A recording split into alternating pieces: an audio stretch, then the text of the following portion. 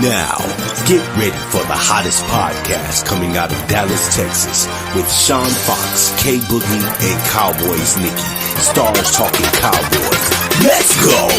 Yo, here we go again, back up on the scene. Stars talking Cowboys, you know what I mean. The podcast repping everything with silver and blue. Keeping it real, that's what they do. Let me tell you about the crew. Sean Fox spitting facts, K Boogie's giving game, Nikki's got the stats, so of course she covers everything. It's showtime, so let's get to the biz, and that Stars talking Cowboys. Yeah, you know what time it is. Yo, welcome back to another podcast episode of Stars Talking Cowboys. Starring Sean Fox, K Boogie, and Cowboys Nikki is in the building. You gonna dig this. Let's go.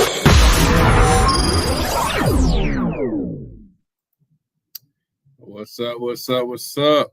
Welcome to another edition of Stars Talking Cowboys. I'm your host, Sean Fox. We got the other host will be on in just a second. It is the day after the Super Bowl. The couple of days after the Super Bowl. And it actually was a pretty good Super Bowl. I got to give it to it. Usually I'm not that interested in Super Bowls. Usually I'm just watching them to make sure that my numbers hit. And my numbers didn't hit. However, it was an interesting Super Bowl. There was some, from what I take from this Super Bowl is that it's the little things that can cost you the game. And obviously that kicked on that, the ball touching the foot of the San Francisco 49ers on that punt, cost them the lead. And we can debate on whether Shanahan should have kicked the ball or received on the kickoff. So, we're going to talk about the Super Bowl. We're going to talk about some of the changes to the Cowboys staff that has been made. And I'll just generally talk about the NFL. The sad part about this show is that football is officially over for the NFL. So now we have to look forward to the draft. The combine, the draft, all the rumors that are going to be, that's going to be out there about different players.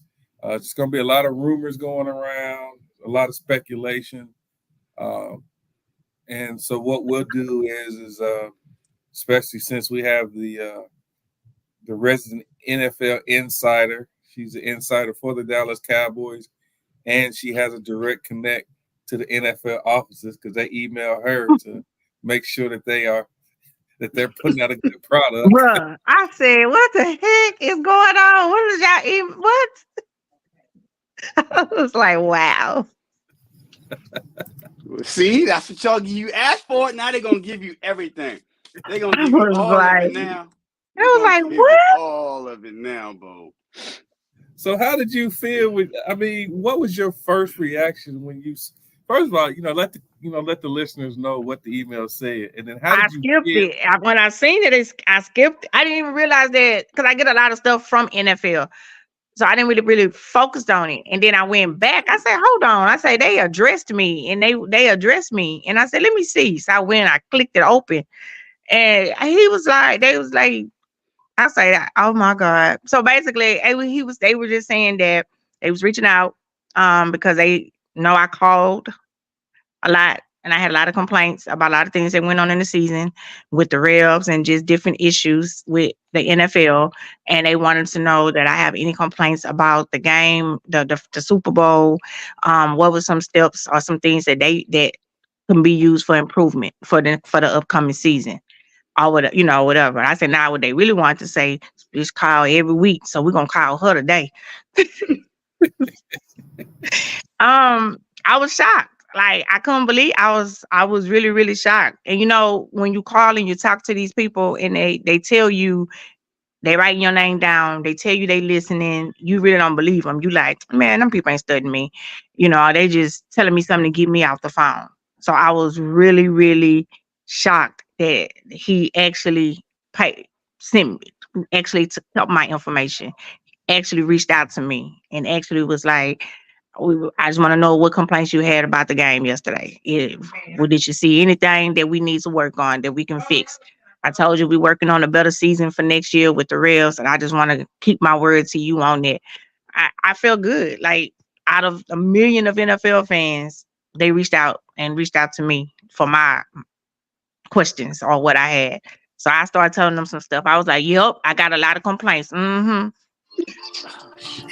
I told him overall the game wasn't as bad called as I've seen this season. Actually wasn't a bad call game. I mean, it was some missed calls on both sides. But overall, I don't think the refs did a terrible job in this game on Sunday. So I have to say that. I don't think they did a terrible job. I think the ref was excellent when he explained the overtime rules. I don't know why the 49ers didn't understand it, but that's something they should have already known in practice before the game, like Kansas City Chiefs did. But overall, I didn't see much to other than I didn't like. I told them I didn't like how the Kelsey scene, and I didn't like the fact that they kept putting the camera on Taylor Swift, and that was my only complaints that I had for the Sunday game. But I was just surprised to get that email. I was like, I didn't believe it. I was like, what? He really asked me. He really emailed me. He stuck to his word.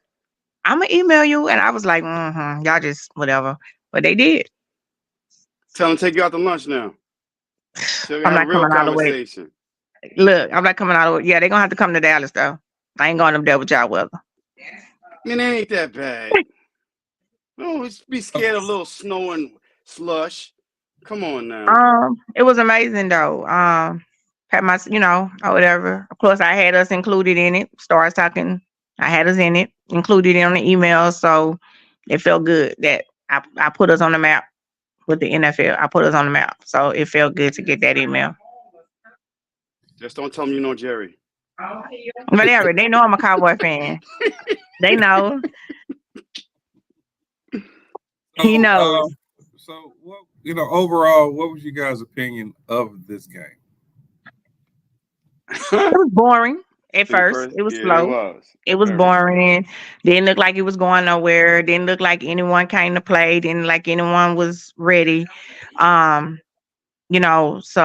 it was boring at first. I think for me, it didn't start getting exciting until the fourth quarter. Actually when 49ers fumbled their punt, I was like, oh, okay, this is the change and the turn of the game now, because it looks like at first they couldn't, the Chiefs couldn't handle 49ers. They got dominated. The Chiefs got dominated in the first half of the game. Absolutely got dominated. But Andy Reid also showed me, and Spagnuolo, they also showed me great coaching. This is what great coaches do. They went in at halftime, they made the adjustments, and they fixed the things they needed to fix for the second half. And when you came back out, you seen a different team out of KC in the second half. You seen a different team from the Niners in the second half. At the end of the day, Shanahan got outcoached. Right now, you got to say Andy Reid is the best coach in the league. You got to say Spagnuolo is the best defensive coach in the league right now. You got to give it to him. Looking at the stats here, and then I'll let you talk, K Boogie, about what you thought of the game. The game was more even than what we thought it was. Hey, Kelly, San Francisco had 71 plays. Kansas City had 79 plays. San Francisco had 23 first downs. Kansas City had 24 first downs. Both of them got 15 first downs off of passing. There was about a 67-yard difference in total yards. Yards per play was 5.4 for San Francisco, 5.8 for Kansas City. Rushing, San Francisco had 110, Kansas City had 130. San Francisco had 31 rushing attempts. Kansas City had 30 rushing rushing attempts. Penalties were 6. San Francisco had 6 penalties for 40 yards. Kansas City had 6 for 55 yards. Both of them had 2 turnovers, and time of possession was 38-31 for San Francisco and 36-26 for Kansas City. So it was a more evenly matched game than what I expected. I think the difference in the game was coaching. 100% coaching. I think that, like you said, Nikki, that Andy Reid came out in that second half and just outcoached Shanahan. But that's been Shanahan's forte in big games. So. Right. Shoot. Hopefully Jerry Jones and Steven was watching the game. I was looking at the intensity of both defenses more than anything else. I was looking at the intensity. I said, you know what? These are the best 2 teams in the NFL right now. And it's the intensity on the defensive side of the ball. And in the trenches, I was looking at more than anything else. Because they were evenly matched. Even though the 49ers had an all-pro at 4 to 5 skill positions on offense. And I was trying to point that out to certain Cowboy fans when they was trying to get on Dak Prescott and Purdy. I said, if Dak Prescott had the amount of weapons that Purdy had, we'd be in the Super Bowl as well. And I'm just trying to point that out to them, right? But anyway, I was just looking at the intensity of the defensive players on both sides, and I was like, damn, man, we need that. We need the hunger. We need that intensity. And they never gave up. They never gave up on a play. Not only that, your quarterback and the offense fumbled the ball, threw interception, and the defense had their back. And I said to myself, well, dang, if our defense could be, offense, we got you. We got you. Don't worry about it. We get the ball back to you. And I'm like, damn, we need that fire. We need that right now. Coaching is everything, but sometimes the players got to be coaches on the field too. And they got to like Jones pull the defense aside and talk to him. Say, yo, we making dumb mistakes. What's going on here? That's what I'm talking about. That's what I'm talking about. Some leaders. When Kelsey did that on the sidelines with Andy Reid, I didn't see nothing wrong with that, to be honest with you, because him and Andy Reid, they have this relationship like that. Andy Reid actually wants Kelsey and the players to do that. That's why he was like, man, I'm not worried about that. But we don't have that fire like that. Like the accountability. Hold the players accountable. It doesn't always have to be the coaches. And that's one thing I was looking at. But we can't do that. We can't do what Kelsey did. We be considered as having character problems, character issues. Des tried though. Des tried. We can't do that. Des did it. Des used to do it. Des did. What happened? And what did he do? And what did happen? He got labeled as a problem. He got labeled as an issue. Same thing with AJ Brown with the Eagles this season. He got labeled as a problem, a character issue, a character problem.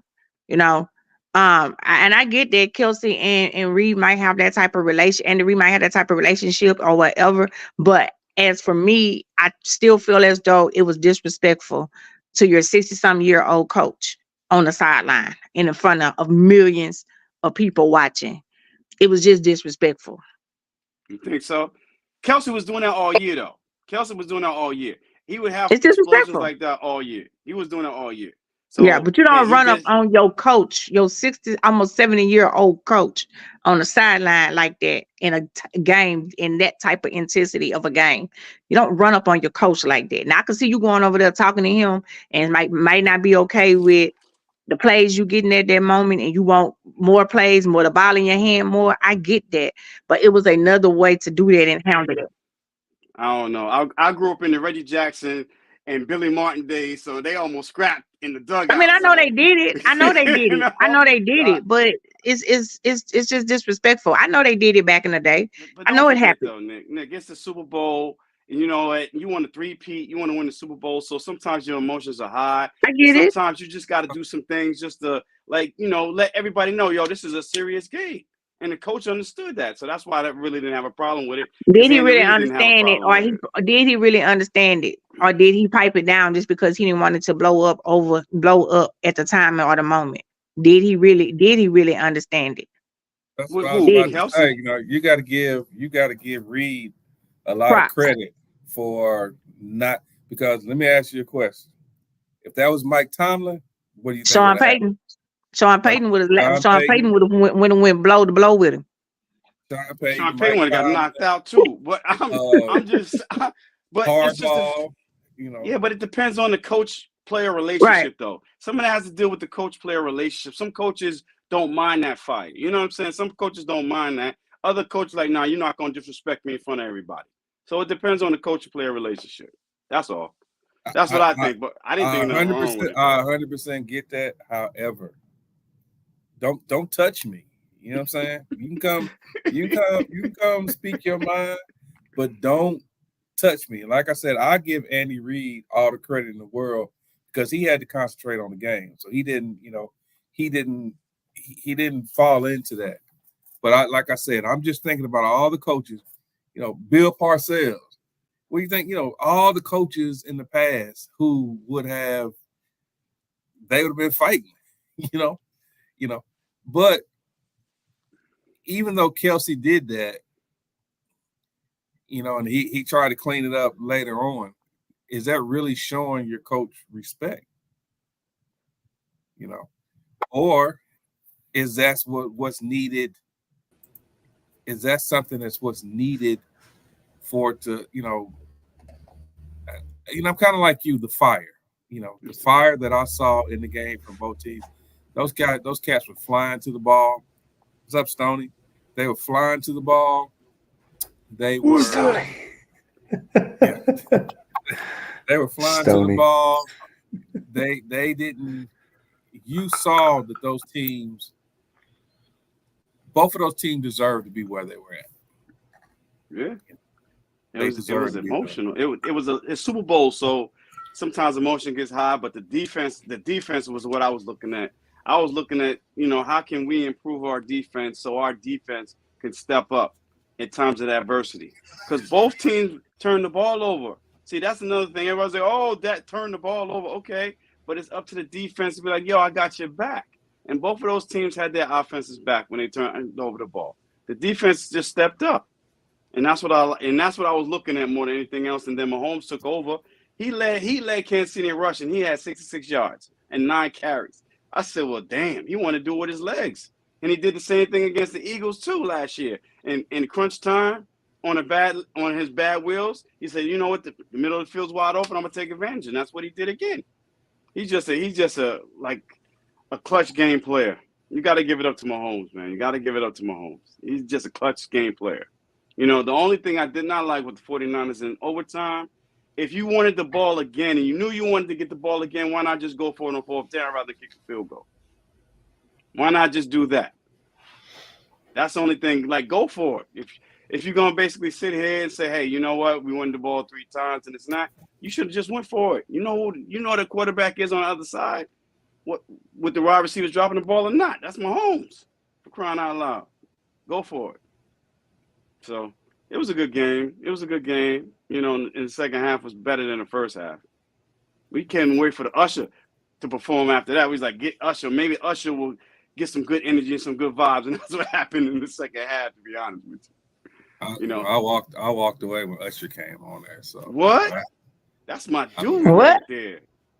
That's my dude right there, baby. We was boogieing. Usher did a whole Black History show. If anybody didn't pay attention to all the things he incorporated in them 15 minutes, he did a whole Black History show. Except Magic City, he ain't had a pose out there. I thought he did have the pose. He did. He did have a pose. They wasn't on the stage. I gotta rewind. Oh yeah, he had the pose. He had the pose. But girls out there? I ain't seen no girls on the pole. He had the pose. Mm-hmm. He gave you a great stuff. Yeah, somebody fell off the pole. Yep, he had the pose. Was I dancing at that time or something? Didn't pay attention because I was vibing off Usher. I'm telling you, that's my dude right there. I think that was the second best. That was the second best behind Prince. Yeah. I gotta rewind. Michael Jackson was Michael Jackson probably was number one. The Who was good. The Who was pretty good too. Janet Jackson and Justin Timberlake was good too. Nipplegate. Yeah. You just thinking about the Nipplegate. That's all that was. Damn, Foxy put me. Yo, he throwing me under the bus. I was too. It was a good. It was a great show. He did a great job. But people complaining about the part with him and Alicia Keys, but people fail to realize, even when him and Alicia Keys made that song, that's how they were on that song. Even on the Exactly. video when they very first made that song, they are entertainers. It'd be the same thing if they was playing in a movie role and that was they had a love scene in a movie role. If her husband ain't had no problem with it, and her husband was a confident man in it, why is everybody else worried about it? That's the thing about we have to understand as fans, whether it be fans of the football or fans in the music industry, those individuals out there are out there for our entertainment, whether we like it or not. That's either you can watch it or don't watch it. All that extra, giving your opinion about. I didn't see nothing wrong with what Usher and it wasn't. Did. It was entertainment. Just like the video. Just like the video. Nothing wrong with it. It was entertainment. So, just drop it. Just enjoy the show, enjoy the games, and it's okay to have your opinions. But I just feel like that even though we can have our own opinions about anything that we do, that's exactly what it is, though. It's our opinions. I can't make nobody on Facebook or we're streaming on TikTok now and other places. I can't make nobody agree with everything I say 100%. Can't please everybody. Yeah, I can't make anybody. I don't want nobody thinking like me. I don't want the whole world to think like me. However, enjoy the show. Now we did all this complaining about football, what happened, what didn't happen, about the refs and our team, this, that, and I guess what? We ain't got no football now for the next 6 months, 7 months now. Yeah, about a month.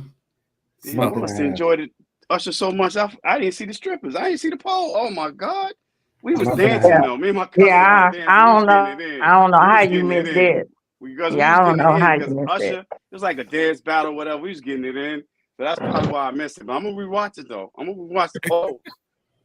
So Jeff, what did you think? Jeff, what did you think about the Super Bowl? I mean, first half was mid. Second half was pretty good. I'm laughing my ass off at San Francisco with the overtime debacle. When the players are coming out saying, we didn't know the overtime rules. Like, bro, these have been the rules for 2 years. Like, you messed up. Like, that's on you. The Kansas City said, we've known about that since preseason. Like, sorry about it. They talked about it and they prepared for this for 2 weeks. Yeah. I mean, that's what I'm saying. Like, Kansas City said they talked about this stuff at the beginning in training camp.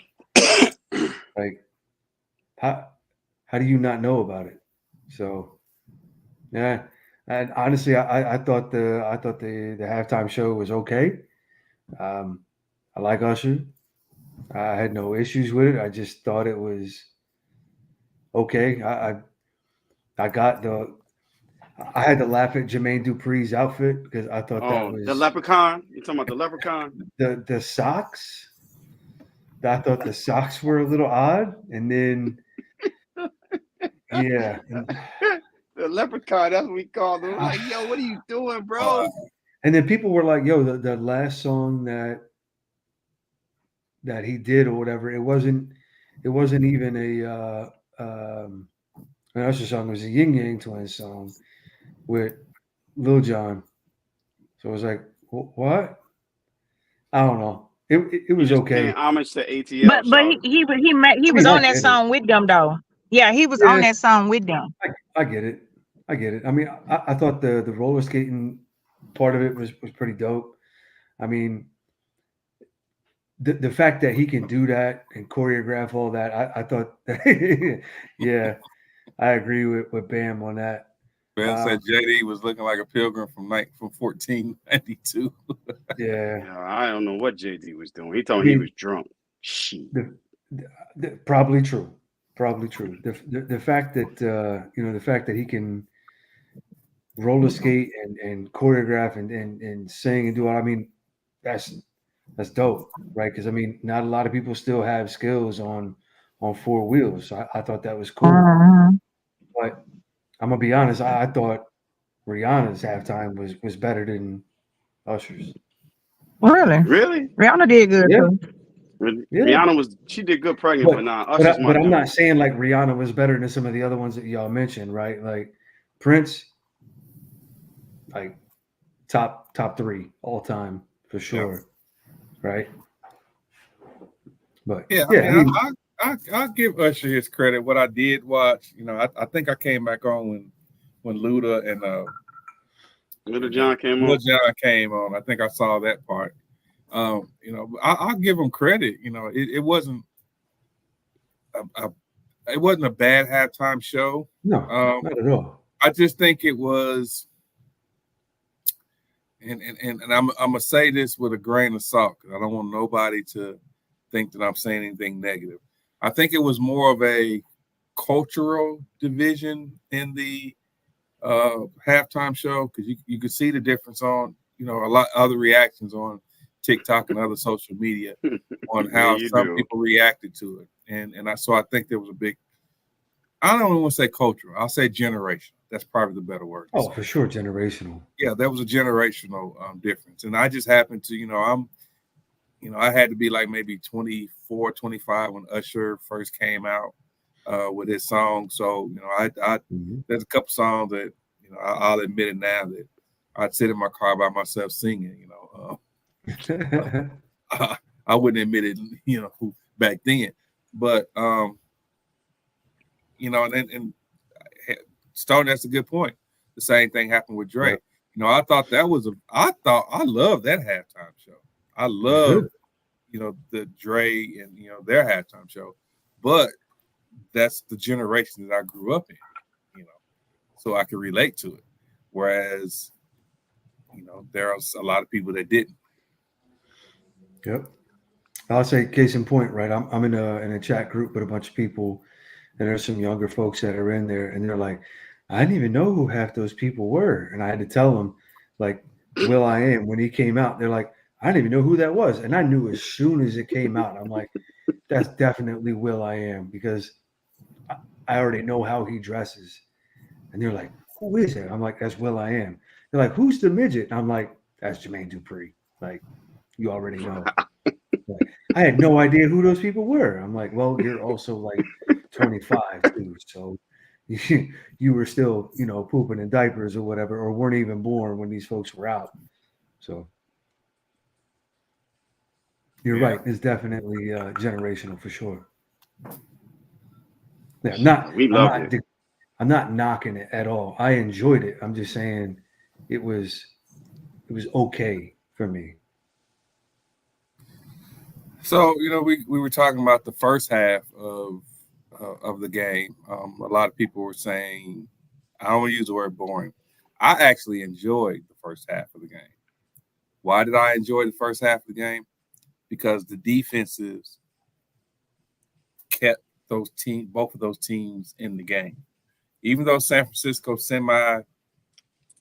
dominated the first half, if you really want to call that, a 10-0 lead in the Super Bowl against a Patrick Mahomes-led team, an Andy Reid team, is not, an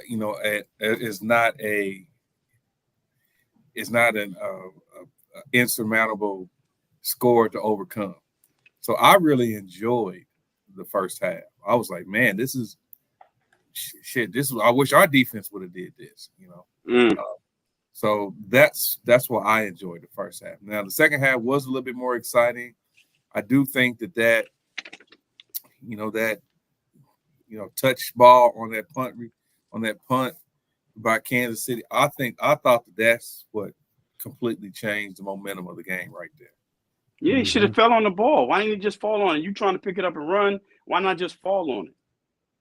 That's the thing that confused the hell out of everybody was watching. Like, why didn't you just fall on the ball? Why are you trying to make a play? It was unlucky for real.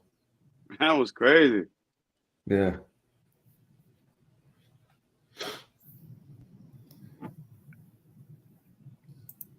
So with that being said, like I said, the football season is officially over. Well, let's go back to the Super Bowl. Well, maybe not to the Super Bowl. I saw the interview. I'm not going to say the interview, the debate between Warren Sapp and Cam Newton. Did you guys see that? Really? When was that? What debate was that? It was, I saw the interview on TikTok. So it must have been at the Super Bowl or during Super Bowl week, where Warren Sapp was pretty much defending. He was debating with Cam about the game manager title, and Cam was trying to say that he didn't think that it was a bad term, or he wasn't trying to disrespect anybody, but by what he was saying. But in essence, I think that Cam was trying to slight some of these guys. And Warren said, I think I'm going to try to find it real quick and play a part of it. But Warren was pretty much saying that, how could Cam, talk negative about, these quarterbacks, and he wasn't, and he did what he did, because he even brought up how that in the Super Bowl that Cam didn't die for that loose ball. So how could he talk negative about these quarterbacks, and he wasn't showing what his he was a leader. Wow, that must have been very volcanic. They must have been really going at each other, because I know Cam boy, he don't like nobody talking negatively about him, especially not to his face. I'm surprised. And I know how opinionated Warren Sapp could be. That was probably something else. Think he also talked about it on First Take. Because he came on First Take. Really? So I found some clips of it. I'll if you guys don't mind, I'll play a little bit of it, and I'll fast forward it and stop it when. Let's see here. Because even though there were certain takes about Cam Newton that I would have said, like, that's not true. Which one? I keep that it up. I said? Yes. Oh, we're gonna get to you, brother. Oh, please. But check. Please. I don't bring no emotions. Please. I don't bring no emotions to it. No, it's not personal. But this is the thing. And it made sense when I was talking to Kimberly last night. I said to myself, I was like, yo, they have more airtime than I have. So if they have a take, they can make a mistake, or they can have. You see what I'm saying? What was the other quarterback? No. Brock Purdy, Tua Tagovailoa. Here you go. You were taking Brock Purdy, Jalen Hurts. What was the other quarterback? No. Brock Purdy, Tua Tagovailoa. Tua Tagovailoa that led the league in passing. Yes. Brock Purdy that's in the Super Bowl. What was the other quarterback? Jared Goff. Jared Goff that was in the NFC Championship game. Right. Okay. And what was the other game manager? Dak Prescott. Dak Prescott that led the league in passing touchdowns this year. So we got the passing leader in yards, touchdowns, and the guy that's in the Super Bowl and the guy that was in the NFC Championship game are game managers. Yes, sir. How'd you get to that? The guy that won the Super Bowl with you, his name was who? Brad Johnson. Was he a game changer or a game manager? Come on now. You know I got a rule, right, Cam? There's 3 things on my football team you don't touch. My head coach, my kicker, and my quarterback. You love Troy Aikman? Love him. Who has more quarterback? Who has more touchdown passes, Troy Aikman or that guy you're talking about, my quarterback, Brad Johnson? You're not answering my question. Just because he has a lot of touchdowns doesn't mean he's a game changer. He's still a game manager. So I thought that Warren Sapp had a wonderful rebuttal to what Cam was trying to say. So, and I'll put this out there to our viewers and people in the chat. Was Cam right in saying that all those quarterbacks were game managers and not game changers, or was Cam doing a little hating himself? What do you guys think?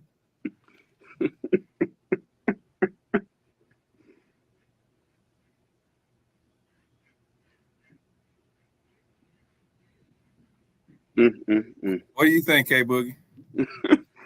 I think it's probably a little bit of both, to be honest with you. I think he was making a comparison versus him versus those other quarterbacks, to be honest with you. I think he was doing that. One, he was a dual threat quarterback. When he was in his prime, he was a great quarterback, right? But then now you have all these other quarterbacks getting more notoriety a little bit, you know what I'm saying?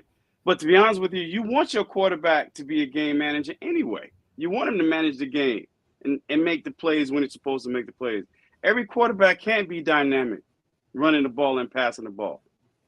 It's just the law of averages. You can't. It's only a certain few quarterbacks can do that. And that's what Cam should have said. Cam should have not said, oh, they're game managers. Tua, Dak Prescott, Jared Goff, Purdy. These are all good quarterbacks who basically playoff quarterbacks. Purdy made it to the Super Bowl. So did Goff. So I'm saying to myself, but you want your quarterback to be a game manager. You want your quarterback to basically manage the game anyway. That's why you go out here and pay the big bucks for certain quarterbacks. Some quarterbacks may be more physically gifted than others. I just think the whole premise about game manager versus game changer is crazy. Because we could sit here and say Michael Vick was a game changer, but he never went to the Super Bowl. We could say Randall Cunningham was a game changer, but he never went to the Super Bowl. So what you want to have? A game changer or a game manager? Or you want to have a quarterback that does both? Which one is it? That's all Cam had to say. But he was like, well, game manager versus game changer. Listen, as long as you get to the Super Bowl with either quarterback, who cares? But because he's a quarterback, MVP quarterback, and went to the Super Bowl and failed, he just should have prefaced it a little differently in my book. So that's why I said he was hating a little bit, and then he was giving his opinion about basically, who's a game changer and who's a game manager, to be honest with you. Because like I said, Michael Vick to me was the ultimate game changer, but he never went to the Super Bowl. So what was Peyton Manning? What was Peyton Manning in your opinion? He was a game changer. He was accurate. He could read defenses. That to me, being a game, what it is? Being a game changer is not just physically gifted. How about mentally gifted? You know what I'm saying? Sometimes we forget about the mental part of playing football. And to me, Peyton Manning was a game changer. I would have to disagree. I would have to say he was the ultimate game manager. Because because Peyton Manning controlled everything. He controlled the line of scrimmage. He walked to the line of scrimmage and he essentially called the plays and changed the plays based off of what he saw on the field. And to me, that's what a manager does. A manager is somebody who impacts the whole, like me. I'm a manager at my job. I impact the whole facility. I put people where they need to go. I put people, I'm responsible for the productivity of my plant. But that means I have to put the right people there. I have to have the right, the machines have to be running good. I have to have the right materials. I don't actually do all of the work, but I have to put people where they need to go to be successful. So Peyton Manning, he put the running game in the, he put the running back in the right position to block, or to he put the offensive line in the right position to stop a certain blitz, or he put the receivers in a certain area or a certain route to be able to be productive. So to me, a game manager, there's nothing wrong with being a game manager. And you said it exactly right. In my opinion, in Michael Vick's earlier years, he was a game changer. Once he got into the Philadelphia era, and Jeff, I'll let you expound on that since you are a Green Team fan. He became more of a game manager because he got other people involved in their offense. I think so. I think Peyton Manning, at his later stages of his career, became a game manager. But in the beginning, when he was breaking records and whatever else, he was a game changer. To me, To me, he was a game changer in the beginning. Then going to his basically later years when he really couldn't throw the ball, was playing with Denver, won a Super Bowl. That's when he became a game manager to me. It was different phases of his career. How many Super Bowls did he go to being that, as you said, a game changer? Because you said that he went to Super Bowl what, 4 times? Or 3 times? He went 3. 3. 2 with Indy, 2 with Indy, and 1 with Denver. And 1 with Denver. Don't forget, he was one of the best passers, in the NFL, even in college. So to me, his beginning stages of career, he was a game changer to me. But I wish we had him on our team. But I'm telling you, he had 2 All-Pro. He had 2 All-Pro wide receivers, an All-Pro tight end, and an All-Pro running back. He had Dallas Clark as a tight end. He had Reggie Wayne. He had Marvin Harrison. Yeah. And he had Edgerrin James, Marshall Faulk, and oh my God, I forgot the other guy's name. So he had weapons around him. So his job was to get the ball to his weapons. But every quarterback needs weapons, though, Foxy. We talk about that all the time, though. What you think? What was Romo? A game manager or a game changer? Romo could have been both. Because he was a gunslinger. But I want to use, based off of Cam's analogy, what would you think that Romo would be? You would probably say Romo's a game manager, not a game changer. Based on Cam's analogy. He wasn't a game manager because he threw picks every chance he got. So he never managed the game. No, but he wasn't a game changer. Throw a pick and put us in a position so he would throw. It was always a pick. So I wouldn't consider him a game manager. I wouldn't consider it a game manager. Yeah, but he's not a game changer though. Not the way Cam was actually speaking about it. So that means he wasn't either one. What is the Cam? So I'm gonna use Jalen Hurts from last year.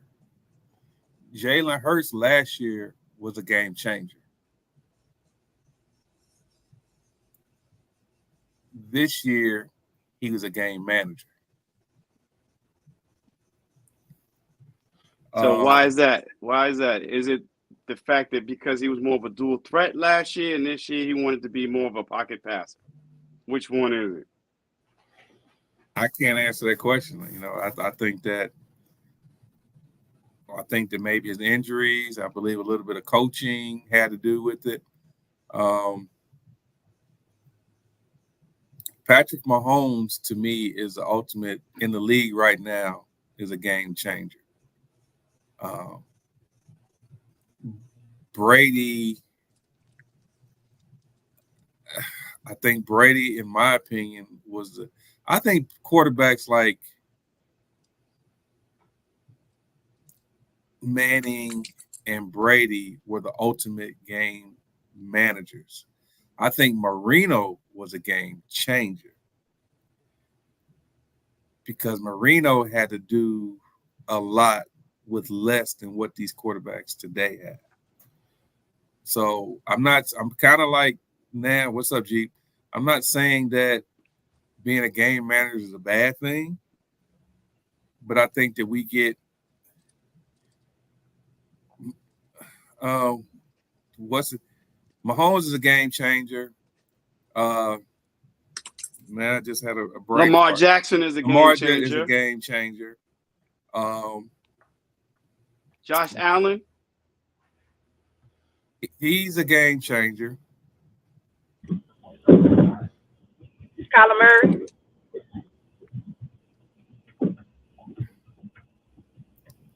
His first couple of years, I would say he was a game changer.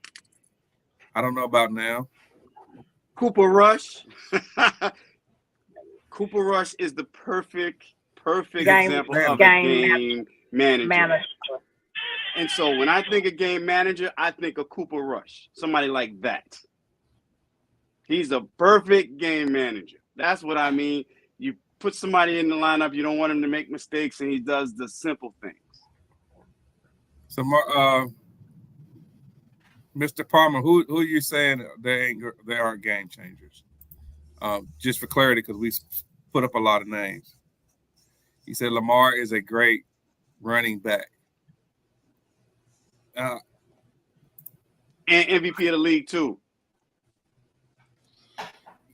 But but for 18 games, he was a game changer. You know, that last game against Kansas City, he wasn't a game changer. He's a cheat code. He's a cheat code. But like I said, I'm just going back to what Sap said. You know, for Cam to say that the quarterback who led the league in yards, the quarterback who led the league in touchdown passes, the quarterback who led the league in QBR, and then the fourth quarterback who made it to the championship game. He called all those guys game managers. You know, so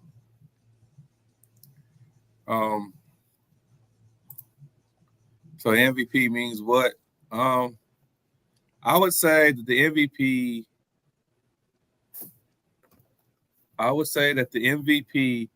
is somebody who everybody in the league wanted to watch at any particular time during the season.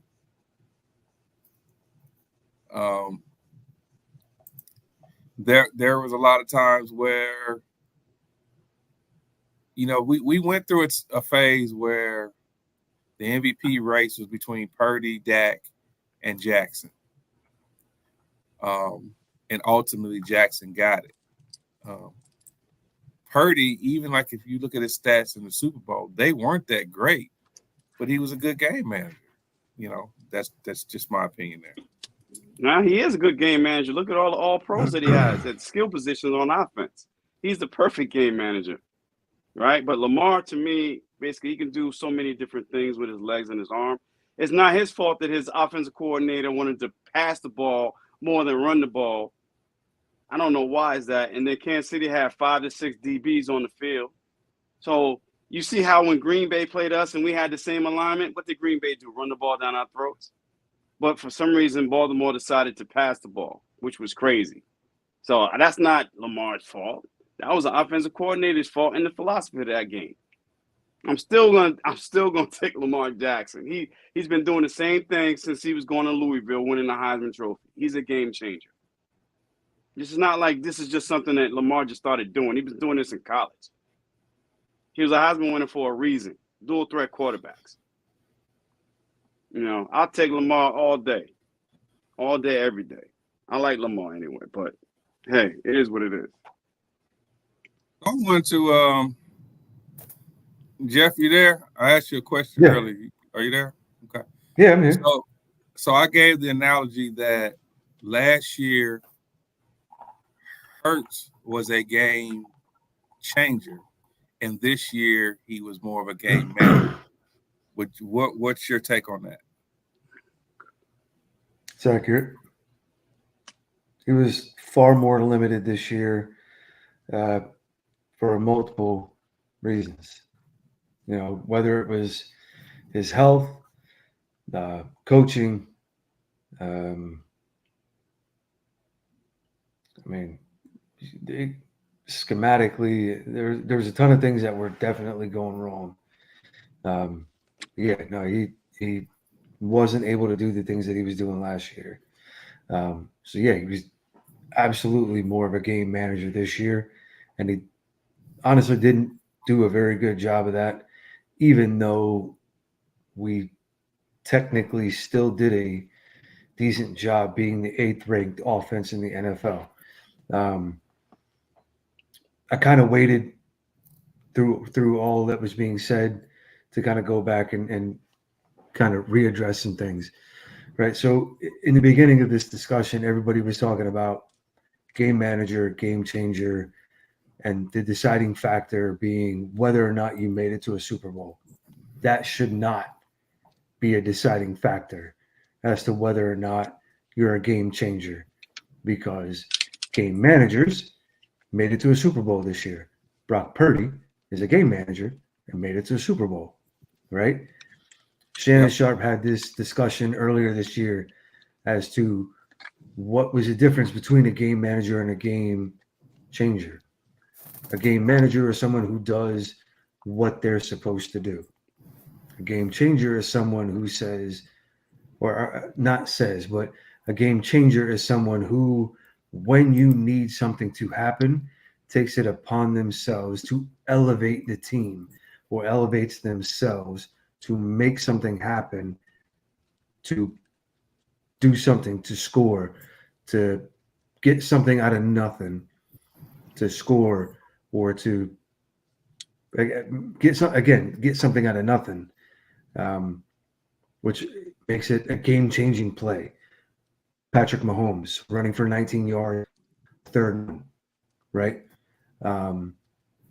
Josh Allen running for 38 yards on a 4th and 1 or whatever. Back to the Peyton Manning discussion.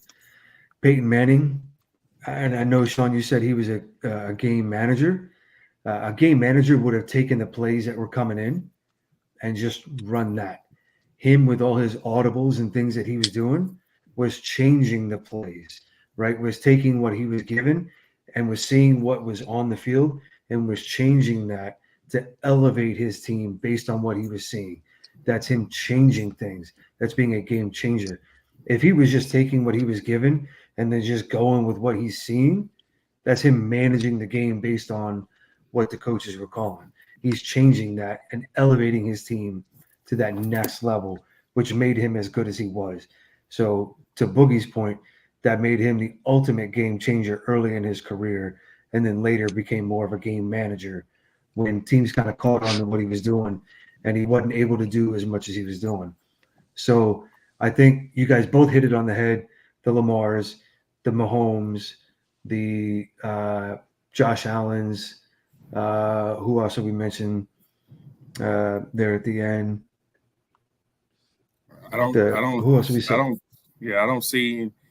see too much of anybody else at quarterbacks as being game changers right now. I mean, game changers right now to them three. I mean, at one point, I would say, it's probably going to be just those three. Honestly, I wouldn't even call Dak a game changer. Honestly, like, he takes what he's given. He has moments, right, but not enough to where I would say he's a game changer. And I wouldn't even put Jalen there because he wasn't this year. I would consider Herbert, but he was hurt this year, and I think coaching really hindered him. So how about Trey Lance? Not Trey Lance. I mean, Trevor Lawrence. Who? How about Trevor Lawrence? I think he tries too hard and it backfires on him, and I don't think the success rate is there enough yet on that. I think we have some guys who are kind of teetering on the edge there. I think Jordan Love is a guy who's kind of on the verge there. I think Herbert, Love, Hurts. How about Justin Fields? Justin Fields, if he puts Justin Fields could be on the verge there, right? I'm telling you, Justin Fields. I like. He Justin could be Fields. he could be on the verge there. Who else? I know, but CJ. I don't want to interrupt. Stroud. CJ Stroud. So I don't want to interrupt what we're saying, but we talked about a lot of those quarterbacks who are game changers. Mm-hmm. But how many of those game changers that we're bringing up, or they may be on the cusp of being game changers, actually had a successful year? As far as getting their team to the playoffs. I mean, Stroud did. Well, not even getting their game season. to the playoffs, so like Justin Fields, I would say he's a game changer because of his athleticism. Yeah. Mm-hmm. What did it get him? And I'll go back to my earlier question, Jeff. I think before you got frozen.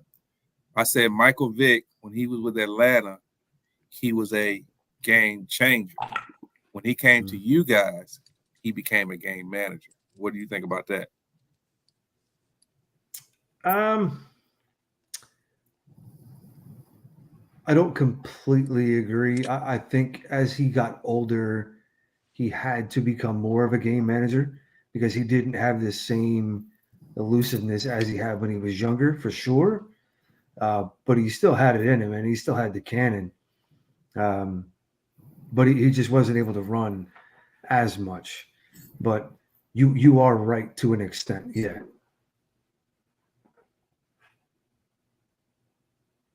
Well, that's why we have a panel here. I got to go back and say that once I kind of had the rebuttal to K Boogie, but then you came back and your take on expanding on what K Boogie said, I have to change my thought process and say, yeah, Peyton Manning was a game changer. Once you broke it down a little bit. Did that sip of yak help you to come up with that analogy? Oh no, I knew that right away, bro. Now I'm empty and I got a refill. So I'm at work, so I have the QT Mountain Dew. But that's my drink of choice for tonight. No, but I think that and I have no issues with Cam Newton. I just think that and we could talk about these podcasts later on. I mean after this. I just think that a lot of people are everybody's got a podcast now. And you got Shay and Michael Parsons and you got the Kelsey brothers and everybody has a podcast now, and everybody is, using their platform to, I don't want to say get their name out there because they already have names, but to voice their opinions about things. And I do think that sometimes that we take their opinions or take what they're saying as gold, so to speak, or as the word. When in actuality is their opinion, just like we're doing right here. Everything that we say is our opinion. We do speak some facts. We come across and we might talk about stats and things like that. But just because we,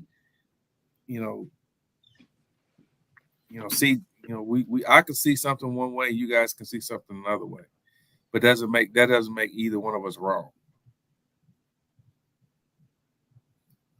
So, the podcast is nothing but a form of expression. That's what a podcast really is at the end of the day. So, I mean, everybody has their own opinions and their form of expression. That's it. I mean, right, wrong, and indifferent. That's just it. It is what it is. I mean, the only difference One is thing I will they say, have sponsors. They have sponsors, and that's how they get paid. There's that. So, One thing I will say is we're sponsored. We have a indirect sponsor. Yeah. And they also celebrities. I did see a couple people. Yeah. I did see a couple people say that Cam and RG3 both want to play again or still. Mm-hmm. So that's kind of why they hating on folks in the chat. So Cameron Harris said Cam hating, he want to play. Stoney said he and RG3 want to play right now. And Cam said that he was better than a lot of folks who were starting, right? So that could be a lot of that like shadow hate. Like he's shadow hating on folks because he still wants to play. So it could be some of that, right? Because he's like, how I'm not a backup because I know I can, beat these folks out now, still as a backup. But it's like, But we remember the last time you were back up in New England, and it was not a good look. I still remember the gif of him melting on the bench. I use that gif a lot still. Yeah, it was not a good time for him in New England. So just cousin Cam needs to burn a timeout on his desire to play in the NFL again. So what are you guys looking forward to this offseason? What would be your number one concern for your team, and what would you like for your team to do this offseason? I'm gonna let y'all go first while I refill. Damn, you gonna refill a lot tonight. Oh man.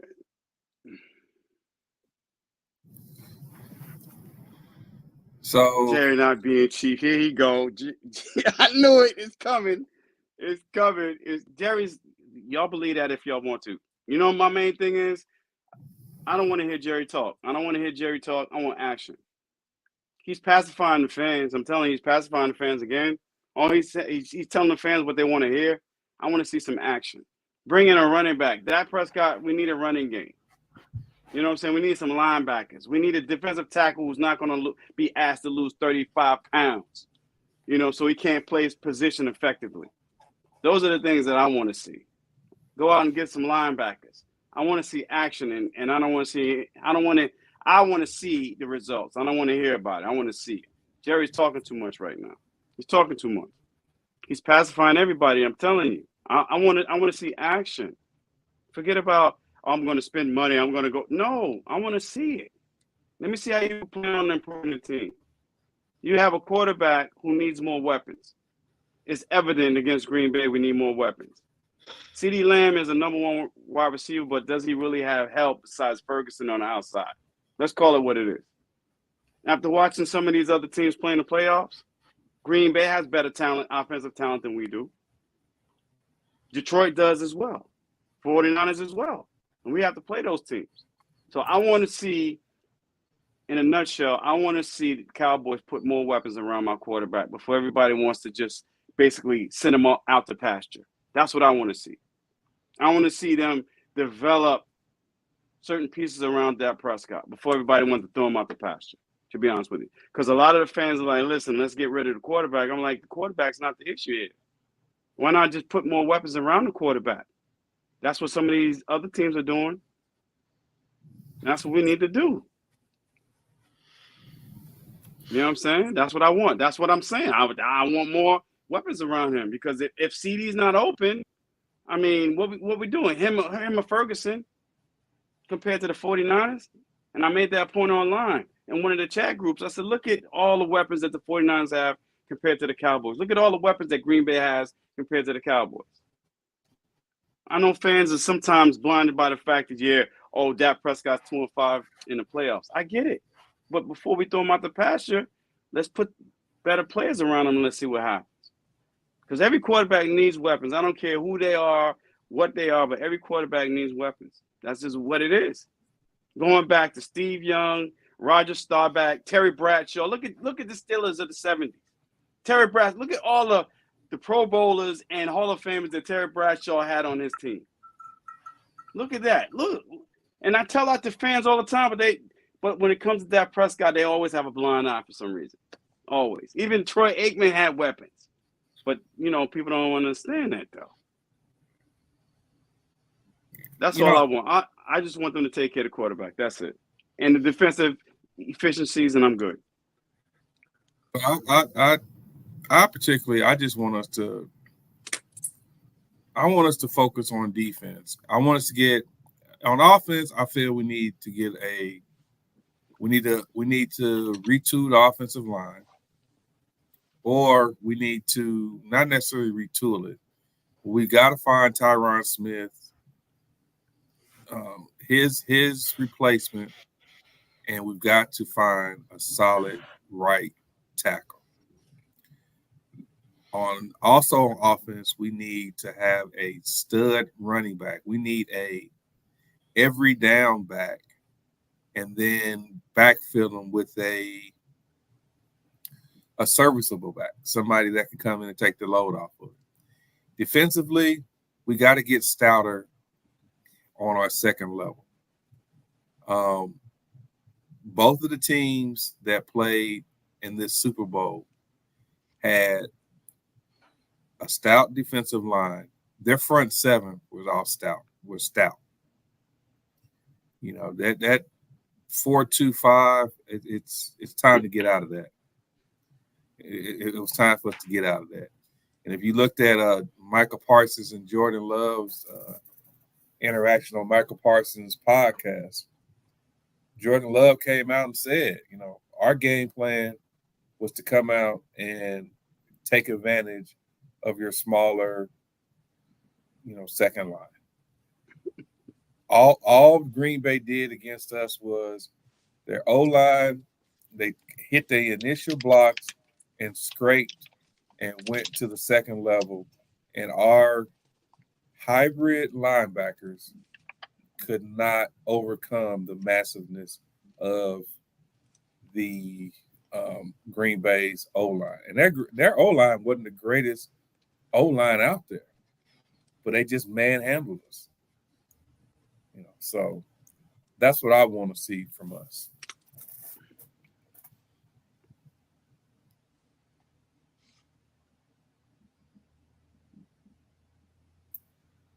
So Jeff, what do you think that your Eagles need to do? Well, we got to figure out what we're going to do at running back, right? We got to trim some fat. There's no way that we bring Penny back. I don't think there's any reason that we carry that many. We had 4 that we rotated. We didn't activate Penny until week 17, and then we put him in, and he was useless. Switch going to be looking for money, and I don't know if we're going to be willing to pay him. I know people have linked Barkley to us, Derrick Henry to us, but we have a lot of other needs, especially with Kellen Moore as our new OC. We all know how he works. He works the running game. So I don't know how we're going to work that. We got to get rid of Kenneth Gainwell. We got to sign Devontae Smith. And then on defense, we have to adjust to the new scheme. Move into a 3-4, because that's exactly what we're going to be doing, is moving to a 3-4 with Vic Fangio. So I think we pick up some more outside linebackers. I think Van Ginkel from Miami is one of our big pickups. We have to really focus on the draft. We got some guys that are coming off suspensions, specifically Isaiah Rodgers that we picked up from Indy, who is suspended this year, who is going to be a sneaky good pickup. Dude runs a 4.2. And people forgot about him, but he's been living here in Tampa over the last season, working out. Dude's a stud, so we'll get him back. We got a lot of work on the cap. I mean, we have $20 million right now, but we'll clear, doing some work on some contracts. We'll clear $45 million at least. Doing some extensions, cutting some people, Kevin Byard in particular, restructuring Hassan Reddick, who came out today and said that he did not ask to seek a trade. So I think he's still gonna look, or his agent's gonna look around, and I think he'll end up taking another team-friendly deal, and he'll retire an Eagle because he's a hometown kid, and he's the wrong side of 30 as an outside linebacker. So my hope is he'll take another team-friendly deal, stay here long-term. They'll give him some backloaded money on some void years and allow him to stay here with a little opportunity to make some money and hopefully get a ring with us. And then we'll see. Did you say ring? Our focus ring. Opportunity. I mean, that's honestly that's what every team hopes for, right? Every year. Every team hopes for a ring every year. No, I was being funny because that opportunities. means if you get a ring, that means we won't get one. So that's why I was being funny. Yeah. I mean, every team hopes for one every year. So, but yeah, we have to focus primarily on the defensive side of the ball. I think we made some pretty solid choices with coaching. So we'll see. But not getting my hopes up too high yet. We'll see what the product is on the field come August.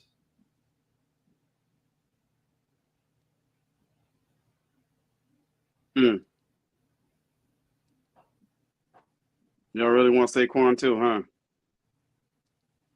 I don't think we have the money for a running back like that, to be honest with you, man. I don't know. Saquon said he wants to stay in New York. I don't think we have money for Derrick Henry either. I don't know. I don't think he's a good fit for us either. Nah, you guys like smaller scat back type of running back. I mean, I would think somebody like a Josh Jacobs would probably be a better back. But at the same time, too, I would think somebody like DeAndre Swift, a local kid who had a really good year, but he's had one healthy year his entire career, would be a good guy to stay here and play. But, I mean, it's all about the money. He gets it. He's young. He wants his bag. I get it, too. So we'll see what happens. So you don't think y'all gonna bring Swift back? I think there will be I think there will be an effort made to try and keep him, but if he gets an offer elsewhere for more money, I think he's going to go, and I think we're going to be left hunting. And Stoney, no, we will not go get Pollard. We knew Pollard was not going to be the guy in Dallas, so we don't want him. we knew Pollard wasn't going to be the guy. I know. He's not big enough. He's not big enough. He didn't even. I knew he was a change of pace back. He was a change of pace back for Zeke. We knew exactly. I think everybody knew that, but some fans just thought that because he was running behind Zeke, that when he became a full-time running back, he was going to do the same thing. I'm like, he wasn't built for that. Nah. He wasn't built for it. Nah. So we're gonna see. We're gonna see the offseason. We're gonna see. Y'all need a running back desperately because Deuce Vaughn ain't it. Nah, we're gonna get a running back. I mean, there's running backs anyway in the draft too. So yeah. I don't think that's gonna be a problem. We're gonna get a running back. I mean, but you guys got to sort out your money issues. The money, all the money issues are going to be basically around Dak Prescott anyway, trying to extend his contract. That's where a lot of the money is going to come from him, and there's more some than other him, restructuring. Yeah, but he's the main one though. $59 million on the cap. You have to extend that. That's the biggest chunk right there, and then you can work your way down after that. Yeah, Gilly, but then you got CD. Yeah, CD's going to get his money. I think CD might get his money before Dak Prescott does. And then we worry about Parsons after that. I don't know if they're going to bring back Gilmore. You're going to have to get Dak's done first because you're already 19 mil over. Yeah, they might do them simultaneously. So let's see what happens. They're going to have to. Yeah, you got to get under before you can do any more deals. You can't push further away from the cap. Yeah. Yeah, and that's what I was telling a lot of individuals, that you can't get rid of the quarterback. They were talking about, well, why don't we just take a cap hit for a year? I'm like, are you crazy? You can't. Are you crazy? But they don't understand that. They don't understand. You can't get rid of him. He's got a no trade clause. They wanted to just say flat out cut him. I'm like, are y'all kidding me right now? You can't. Are y'all kidding me? But you have to understand, there are some fans that just don't like our quarterback. Some of the comments that you read across social media, they just don't like that Prescott. I see him. They just don't. I see him. They just don't. I see him. I mean, like, I'm Yeah. tired to the point where I'm not even worried about changing anybody's mind anymore. I'm Yeah. done with that. I want good energy. Go ahead. If you don't like the quarterback, hey, that's Yeah. fine. But I'm not going to try to change your mind anymore. I'm done with that. I'm done. I'm done. I'm done. But hey, Yeah. just with the cap, there's a reason why you have a cap for reasons like this. Anyway, so we just, like I said, we just have to build around him. I think we just need to build more around him, and then let's see what happens. I mean, I want Trey Lance to play the whole preseason, though. He needs reps. Trey needs reps more than anybody else on our team. He needs a lot of reps. Every rep, give it to Trey. Give it to him. He needs it. He needs it because he's still young. He's only 23 years old. The boy, he's 23 years old. I mean, he could be a dominant and rough as well moving forward, but we will never know now unless you give him some reps. Yeah. He needs some reps. Reps and looks. He needs everything. Give him 2s and 3s. He needs everything. That's Give what him preseason's 2s and for. 3s. Yep. Because to be honest with you, I don't know. Cooper Rush to me is a game manager, like we talked about, but Trey Lance has the skill set to be a game changer, though. He does. He has a skill set to be a game changer. He does. I mean, but it's just the fact that he needs more reps. He had to have something for San Francisco to give up that much to go get him. That was a lot. That was a lot. That was a lot. That was a lot. Shanahan almost got fired for that too. Yeah. Him and the GM. I wouldn't doubt it. There was some rumors about, hey, if they don't get back to Super Bowl and this and that. So Purdy landed in their lap. It was a godsend. They told Purdy, don't go out and do too much. Play within the confines of the scheme. And that's what he did. He was a game manager. That's what he did. But then, Purdy's like, a light flash to say, hey, I can run. I can do some other things. And that's what he was doing as well. That's what he was doing. He did well. Good for him. He did. He proved a lot of people wrong. He's got to repeat that again. I mean, but they're going to be in trouble here soon too, because they got a lot of money. They got folks that are getting older. They got a lot of money going out. Soon enough, their window is going to be closing. They're going to have to figure out what they're going to do with a lot of those people too. So. And that's why I hate the salary cap in football, though. If you do well to construct your team, the salary cap actually is a deterrent in the long run. You know what I'm saying? Because they want every team to be competitive. But if you can construct and build your team, how come you can't keep the team together? That's the craziest thing, though. A salary cap, because it's all about money at the end of the day. But if you draft well, you sign free agents, come on. Then you can't have the same team for 4 to 5 years. That's crazy to me. You know who to thank for it, right? Yeah. Jerry. Yes, sir. I know. That's why. I know. That's Jerry why. going out here striking the deals with Nike on Monday Night Football while the Cowboys are playing the Giants, have Phil Knight in the press box. Yeah, I know. Trust me. I couldn't believe he did that nonsense. But everybody else is wearing Reebok. The Cowboys wearing Nike. So, well, damn, ain't this something? That's Jared's fault. It's a gift and a curse. He's a gift and a curse. But yes, that's my sentiments as well. Whose dog is that? That's yours? Mine. Yeah. So, Nick, what you think? What do you think the Cowboys should do in the offseason?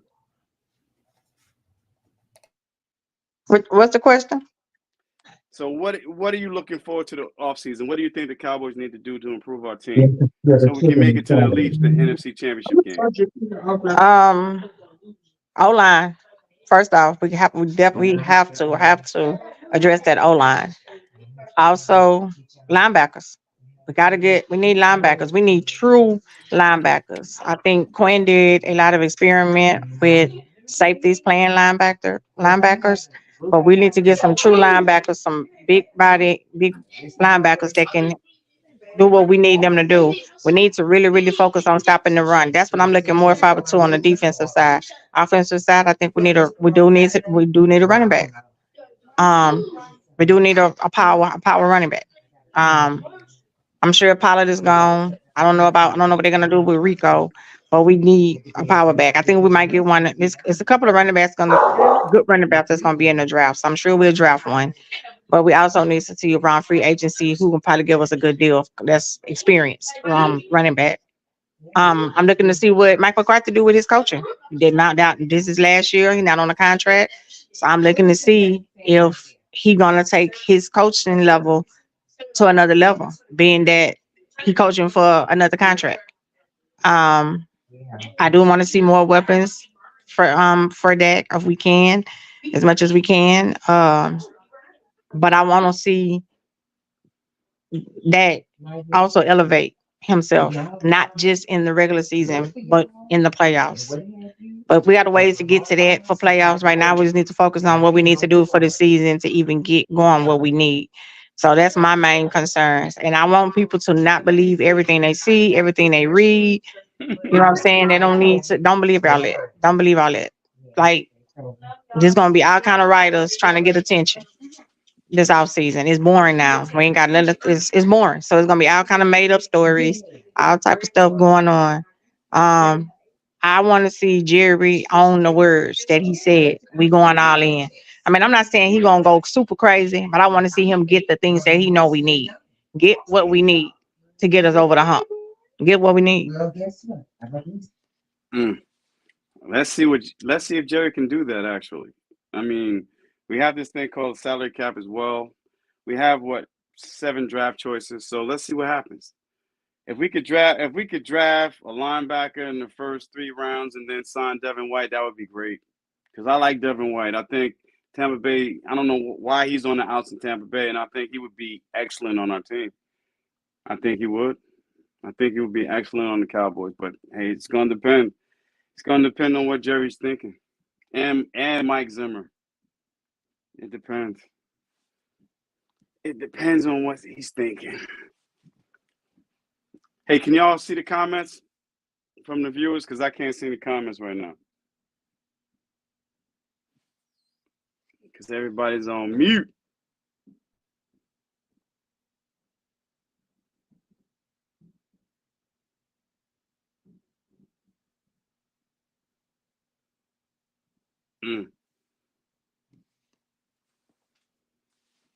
I guess the co-hosts are on a beverage break. And I don't have a beverage. I'm here. All right. I was about to say y'all on a beverage break. I don't know where he was gonna be in and out. I don't know. But I do want, like I said, I need. Let's discuss the Michael Parsons podcast. Do you think that podcast should be shut down during the regular season? Or do you think it's perfectly fine for him to keep the podcast going? Do you think by any means that the podcast through the regular season caused him to kind of be off sometime in games? Distractions. Nah, I don't believe the podcast caused any of basically his, play to fall off. I don't think so. A lot of players actually have podcasts and whatever else. I just think it's magnified because he plays for the Dallas Cowboys a little bit more than anybody else. I think the scheme is what basically holds Michael Parsons back, and his size at times. I don't think the podcast has anything to do with that. I don't think so. I don't think a podcast has anything to do. Because, listen, if you shut down a podcast, right, you're just going to make him mad. You're just going to make him mad, right? Because everybody's going to have their opinion. But I don't think it actually deters him from playing this game, being on a podcast, a weekly podcast. I don't think so. I don't think he loses focus. I think it's the schemes that basically is the reason why in the second half of the season, and then the focus from the offensive coordinators, because he's such a disruptor. That's what we need to find a better job of basically moving him around a little bit more. But I don't think the podcast impacts his play. I don't think so. Because he's a professional at the end of the day. I don't think so. That's just me. Why, Nikki, what do you think about it? I think in some moments, I think the distractions from it, some of the things that was said during the podcast, Not necessarily the podcast, but I think some of the discussion, some of the things that were said during the podcast caused, you know, a little bit of, you know, offness sometimes, because it was just certain things that was said on the podcast, and I just think it was just some things that shouldn't have had to been discussed at them very moments, especially when you have a certain game coming up, or getting ready to play a certain team per se. Um, I don't know. I guess I'm going by the Bill Belichick rules with him and how structured he had his team with certain things like with the social media stuff. I think the social media can play a big role, and sometimes because it's so open now. Back then when it was Troy, Michael, all these players, they didn't have all this. So even though fans might have thought certain things about them, they didn't have to see all of it. They didn't have to hear all of it. You know what I'm saying? Now it's just so big and so widespread that they see and they hear everything. Um, and sometimes some comments that players make about their team, they may not be directly saying it to a player or wanting to come off as negative to a team or to the player, but it does. And I think sometimes it can cause a little friction behind the scenes, probably more friction than we know about.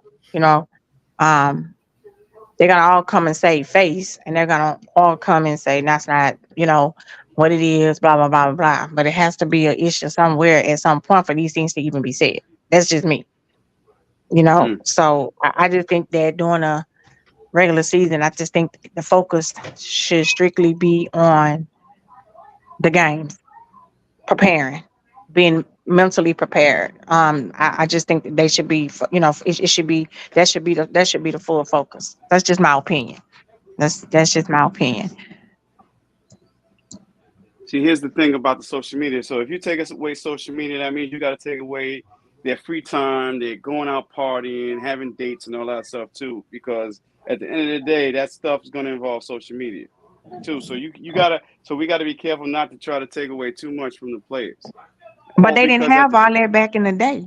So, let's remember, like even when Jimmy was coach, I remember Michael Irvin saying that Jimmy didn't allow them to go out and do different things during the season. He didn't allow it. Except the White House. Except the White Right. House. Don't forget He that. didn't. He just didn't allow it during the season. Now, of course, like Playmaker said, he said, "Yeah, we were sneaking do it." He said, "But we got caught. It was a consequence. It was a consequence." And I think what's going on now with the world we in today with a lot of things, it's no accountability, it's no consequences for some of the things that's done. With within this social media world and everything now. I know we're living in different days and times now, so things are totally different, and I understand and I get it, and I understand your point as well. If you take that away from them, blah blah blah, whatever. But I just noticed how I listen to some players say that they don't do social media period during the season, and I also seen that their focus was different. Their focus was better because they didn't do it. You know, because you find yourself fighting a war when you go into the social media world with fans, because you're gonna see things that the fans say they don't like or to say about you, and it could cause a big uproar. Period. With you, I just think the focus should be on the game. Um, but it's the Cowboys. Jerry likes the media attention. So of course he's not gonna have an issue with Michael Parsons doing his podcast because he on damn radio every week talking, saying crazy shit. You know, you know what I'm saying. So you have to lead by example. You have to lead by example, and he's not a good example, to be honest. So I don't. For us, the social media world, he's not a good example for that. So I don't see anything happening with it. But it was just a question. It was just a thought that I had because it was said a couple of times by other folks, like Jerry really should shut the podcast down through the year and not have it not allow him to have it, during the season. Just do it off season, bye weeks, things like that, but not when it's time preparing for games. So it was just the question I had. Now, this is What's your funny. thought I'm on gonna it, tell you. Jill? Hold on for a minute. This reminds me of when Derek Jeter got called into George Steinbrenner's office because Derek Jeter was always in the nightclubs in New York City. I don't know if y'all remember that, but they made a commercial about it. So Derek Jeter was known to frequent a lot of the nightclubs in New York City with women and have fun, popping bottles and all that, but he was still able to do his job on the field. So see that's the thing. To me, that's why I'm saying you can't take certain things away. You can talk to him about it, but I don't know, because even without the social media, there's going to be some other distractions as well. To be honest with you, it's either going to be partying, women, or whatever. I'm just saying I don't think it's right to take certain things away from them, because at the end of the day, you got to be a professional anyway. You got to be a professional. You can have a million things going on at one time. You can multitask, but at the end of the day, you still have to be a professional. That's the only thing with me. But this reminds me of Derek Jeter and Steinbrenner, though, because Derek Jeter was in the clubs all the time. He was in the clubs all the time. Matter of fact, my friends was hanging out with him one night, and I was like, yo, y'all crazy. But this whole thing reminds me of that. But the thing is, the Yankees will win the World Series, and the Cowboys are not winning Super Bowls. That's the biggest difference. But go ahead, Jeff. I'm sorry. I just had to say that. I just thought about that. No, I mean, I get it. I think about the New Heights podcast with the Kelsey brothers. I know there's got to be other guys that are doing it too. It makes you wonder if it does detract from their concentration or not. I don't know. You have to go back and look at production pre and post initiation of the podcast to see if there's any real difference, I guess. But you can see where there'd be wonder whether or not there would be any distraction, or you'd want to eliminate the possibility of a distraction. But I saw Carlton said, "Hey, they're all from a different era. A lot of these guys grew up, with these extra distractions, so they're able to multitask better." I don't know. I feel like they can probably handle it better than players in the past were able to. I feel like they've grown up with more accessibility to social media. They've had the media in their face more often than players in the past, so it's less of a distraction. But I can get the concern for Jerry about Micah because he's getting so much notoriety, specifically towards him, and as a player, and then for his podcast. So maybe a one-off thing for him, not so much for other people, because I don't know. I can't speak about how New Heights has affected any of the other guys, but yeah. New Heights has been good. Yeah, I New don't Heights has know. been I good. mean, I don't know. It was just an opinion. It was just a thought that came across my mind. No. It's a valid thought. Honestly, it's a valid thought. I mean, I'm sure nothing is going to be done about it. You know what I'm saying? But it was just a thought, and it was talked about on another show, and I was like, I didn't look at it like that. Really, I didn't really look at it like that until it was brought up on another show. And Ron Clark actually, I'm gonna find an article and post it. Ron Clark actually wrote an article about it, and I was like, well, I didn't. And the way Ron C presented it, Ron C, the way he presented it, that's what made me look at it a little different as well. I mean, to be fair, folks on ESPN have bashed Micah for the things that he's been saying on his podcast openly on their shows. So I mean, it's not like his opinions have not gone unnoticed by the big wigs on the big networks either. So, I mean, it's a valid point that you bring up, Nick.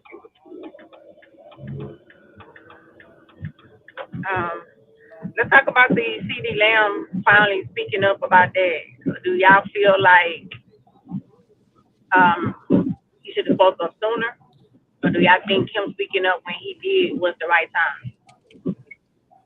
And does it make you feel any different about the situation now that he said what he said? No, I just think they all just need to grow up a little bit more. They need to just put their families in place, because you can't have your family members talking in place of what you do. This is your profession. You know what I'm saying? You can't have them overstep their boundaries, right? So to me, I didn't look at it any type of way. I just said, well, damn, they just frustrated and they upset, right? But my thing is, they should have just nipped it in the bud behind closed doors, not let the press know, anybody else know that they nipped it in the bud. That's my thing. Well, they did. That's my thing. They did. Jerry, they did do that. Jerry did call a mandatory meeting. He did call a mandatory meeting with them. Of course, Stephen was in it. Mike was in it. They were all in it, and they did call a mandatory meeting. So they did call a mandatory meeting and discuss it behind closed doors. And they never did really publicly put it out there that they did it, but they did.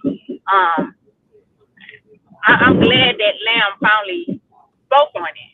But honestly, I feel like, as you being my teammate and you my guy and you're my direct guy that I'm working and I'm dealing with daily, and all this time, I feel like I would have came out and backed you two up immediately. You know what I'm saying? Because in the light of in this time to do it, it makes it look like you were do it. You know what I'm saying? Or you had to wait on your proper person for you to do it. Because if I really feel a certain way about you as my teammate sitting on, like even with us sitting on this show, if I really feel the way I feel about you as my partner sitting on this show with me and talking, and someone comes to say something negative about you and it's one of my family members, I'm gonna check that immediately. I'm gonna let you know immediately how I feel about you, and I got your back. I'm gonna check you immediately. I'm gonna check immediately, and I'm gonna make a statement on it immediately. So it kind of looks like you had to wait for PR, and it kind of looks like you had to wait to say or get your thoughts together on what you really wanted to say. You know what I'm saying? That's just me, and that's just me on looking at it from the outside. Now, I'm sure him and Dak probably talked behind the scenes. You know what I'm saying? I'm sure they talked behind the scenes. But publicly, I would have came out and said, "Yo, you're not finna talk about that. Listen, Jeff, Sean, and Kiat is my castmates. Whatever issues we have, we're gonna handle it. I no way feel or think that way about them. That's your feelings alone. But I'm gonna need you to stay out of this because it has nothing to do with you. Period. I would have addressed it immediately. That's just me though. Don't forget, Lamb is not the most outspoken person either. You got to understand, even going back to when Jerry wanted him to wear 88, he didn't even want to wear 88. You know what I'm saying? So Lamb is not the most outspoken guy. He's not. You know what I'm saying? So it depends, because Michael Parson came out and said something. Tad even came out and said something indirectly his brother. So it depends sometimes on the individual. It depends on not just showing support, but it just depends on the individual. If you outspoken, you always going to be outspoken. That's just how it goes. You know what I'm saying? I'd rather have somebody sometimes show me more respect behind closed doors than in public. Because sometimes in public, you basically could put on a facade. You know what I'm saying? I know it's always public opinion, But if you love me, you can love me behind closed doors. Whatever goes on outside is one thing, but behind closed doors, if you love me, you love me. You know what I'm saying? I'm not into that. Oh well, I got to come to somebody's defense and whatever else. You know what I'm saying? Because that's public opinion. That's for the media to decide certain things. You know what I'm saying? So all I'm saying is that to defend CeeDee Lamb, he's always been a quiet guy. He's not outlandish. You know what I'm saying? But Michael Parsons said something. You know what I'm saying? Tad said something in regards to his brother Dak. I understand it. Everybody's just different, though. No, I'm not. I get it, and I get it. But I'm saying, as this is your quarterback, though. Like, this is the person that you. Let's just say, I'm gonna just use Jeff for instance. Jeff is an Eagle fan, so if somebody says something about Jeff I don't like, I probably wouldn't. Although I would defend you, Jeff, but I'm saying that I probably wouldn't be as quick to defend him. You know what I'm saying? Because you're an Eagle fan. Now somebody say something about you and Sean, we roll together. We Cowboy fans. So I'm gonna immediately speak up on your behalf. It didn't have to be nothing outrageous. It could have just been the fact that that's not my thought. That's not what I feel. I just feel like it should have been addressed sooner than it was addressed. That's just my opinion. Yeah, maybe he felt comfortable around Michael Parsons because they're teammates. It's too, because maybe sometimes people need a buffer. You know what I'm saying? In life, sometimes people just can't do certain things on their own where they need a buffer. And I believe that Lamb needed Michael Parsons there because even when Lamb was, answering the question, he felt uncomfortable. If you look at his body language or whatever else, he didn't look confident in what he was saying. Okay, but why would you feel uncomfortable defending your guy that's getting you the ball? His mother. Why because he had to go against his mother, though. And that's my point. He had to go against his mom. So that's what I'm saying. But I wouldn't feel uncomfortable, though. Like, I wouldn't feel uncomfortable defending y'all, though. I mean, if I truly believe that you my guy, and I truly believe that you my guy, I'm not gonna have an issue defending you. And I'm not saying he had an issue doing it. I just feel like the timing was off and wrong. I just feel like it should have been done sooner. I mean, nobody can put a timestamp on when somebody should talk. Nobody cried. Nobody stopped grieving. All of that, but I feel like with the public persona, with so much social media, with so many things going on, so many things being said, I would have been sitting back saying, and I don't know how Dak felt about it once it all was said. I don't know, but I would have felt some type of way. Like, damn, K Boogie and Jeff didn't even try to say nothing in my defense at this very moment. You know what I'm saying?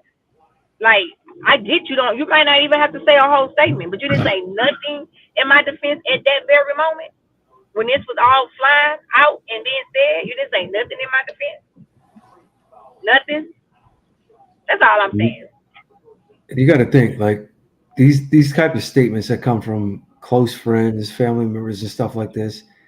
This isn't anything that they haven't heard before.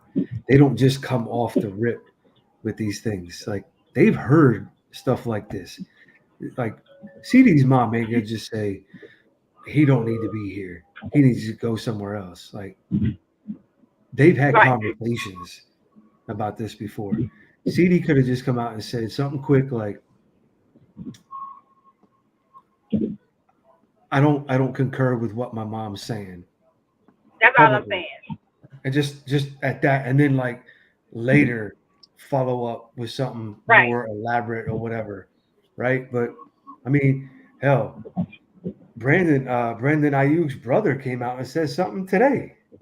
His girlfriend, and I'm like, girl, you're not even the wife. Why you talking about we might not be in San Francisco next year? Girl, you is not the wife. You a girlfriend. Girl, shut up. Was it his girlfriend or was it his brother or something? No, this was his girlfriend. It was his girlfriend.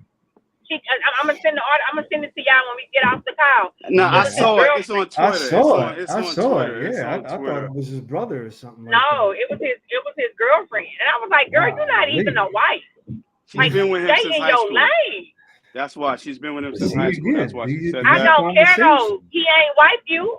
You're not the wife. You don't have no rights to none of his contract. You're not sitting in there when he make these deals or these conversations or however.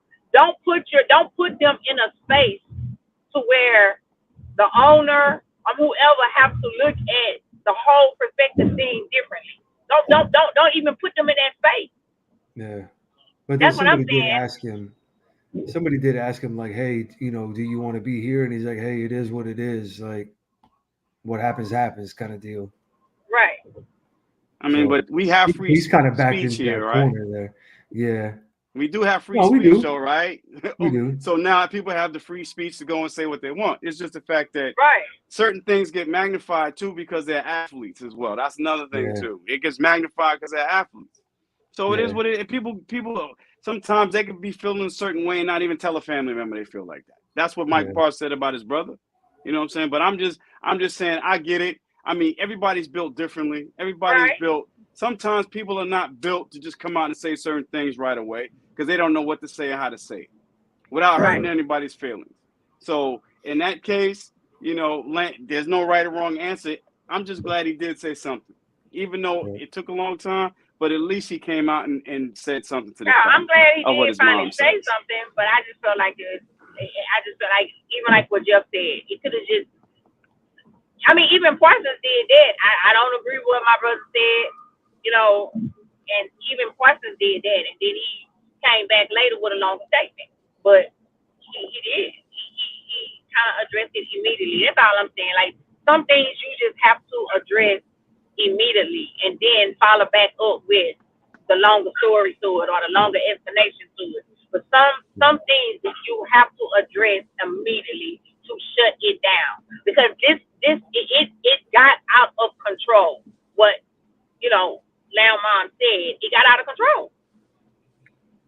Yeah, because the earlier you put out a rebuttal to a statement like that, the quicker you quell the rumors that go out there about you being unhappy, or, you know, you squash rumors about whatever negative, you know, issues there may be out there about the situation. So it helps keep the heat down about the situation. So Kelly, we was talking about Brandon Ayuk, girlfriend, talking about him not being happy in San Francisco. See, what's going to happen is that everybody's going to tell their family members and friends, don't say a word to the press. Don't say anything. If we have a bad game, keep your mouth shut. Not a bad idea. That's what's probably going to have to be said. Like, listen, not a bad something idea. goes down, everybody just keep quiet. Don't say a word. That's what needs don't to say Shut a word. your mouth. You know what I'm saying? Because you're messing with my money. You messing with my money. You messing with my money. Just don't say nothing. Exactly. Yes. Exactly. Just don't say nothing. That's what actually should be said. Yes. And that's what it's going down. They messing with the money. Like, you know, one of the things though that they did say in a conversation between Lamb and Parsons was that they need to be more of a leader. They need to be more mature. I was like, well, damn, y'all wait till now to say that shit. That's the only thing that I looked at when I heard that. I'm like, damn, y'all should have been doing that beforehand. Don't wait till you have a loss like this to want to step up and be more accountable to the team. Right. When they said that, I was like, come on, man. Y'all, this is a Super Bowl we have on the line in the playoffs. And you play for the Cowboys. So no matter what you do or say, you always need to be held accountable because it's the Cowboys. It's the biggest franchise in the NFL right now. Anything. ESPN, if ESPN does not have a segment on the Cowboys, something is wrong. Something is wrong. Every day. First Take, Get Up, there's a segment on the Dallas Cowboys. Fox. So it's like, okay, they have to understand that. Right, wrong, and indifference. You play for the Cowboys. Like you playing for the Lakers, like you playing for the Yankees. You know what I'm saying? So there's a responsibility that comes when you play for these particular franchises. I'm telling you. And you got to take everything seriously. When somebody comes to play you, they coming to take your head off. Does the D stand for dominant or does the D stand for disaster? I knew you was going to say that D word. I knew you was going to say one of them keywords. That's what they say every week. I know. Yeah, that's Mike Greenberg. Mike Greenberg, he does that. Yep. That's all he does. Yep. That's all Mike Greenberg says. Bro, I drop my kids off at 8 o'clock every morning. ESPN goes on my phone every day, and that's what I saw during the season. I get up if I don't have meetings or whatever. I do a little work and I listen to him. Like, here go Mike Greenberg with that nonsense. Here we go. Yep. Here we go. First thing in the morning, I'm like, you got to be kidding me. So they should understand that, you know, when you have games like we played against Green Bay, everybody's gonna talk about you. They're gonna talk about you. So they need to start holding each other accountable.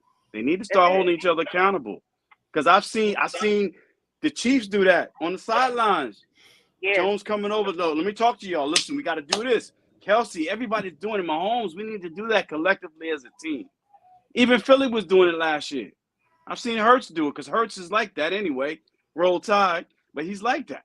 But I'm just saying, you know I had to throw that in there, right? But I'm just saying you got to hold your own teammates accountable. Can't always be the coaches. Right. Can't always be the coaches. The players need to listen, I'm a captain for a reason. Come over here, man. Let me talk to you. Right. You know, that whole episode with McCarthy talking to CD, that should have been over there talking to CD, if anything. Right. Like, yo, dude, what we doing right now? If they're playing zone, we got to run this particular play. They're going to play zone, and that's what they should have done. But, hey, it is what it is. Like I said, some of us are more outspoken than others when it comes down to camaraderie and being a leader and stuff like that. I get it. So, can I ask a question? You gotta find it. You gotta find it. You gotta find your niche. What's up, Fox? Oh, he back. He's back. So, the Emmitt Smith interview, he said a lot. Yeah, he did. He said a whole bunch. And he did.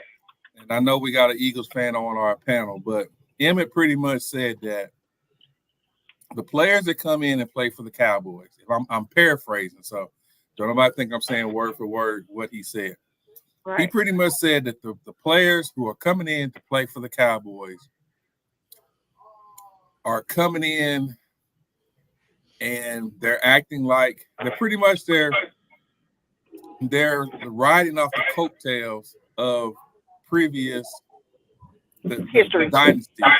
Mm-hmm. Versus making their own. But I've been saying it.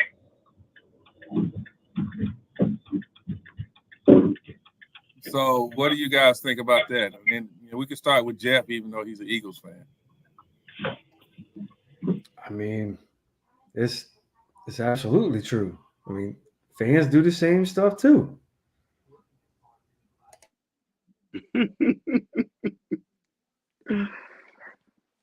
Oh man, Nikki, I know you got something to say about it. Go ahead, girl. I mean, I've been saying it. How many times have I said that on the show? I said they come in, they automatically come in thinking they're a star because they playing for the Dallas Cowboys because it's the biggest team in the NFL. It gets so much publicity.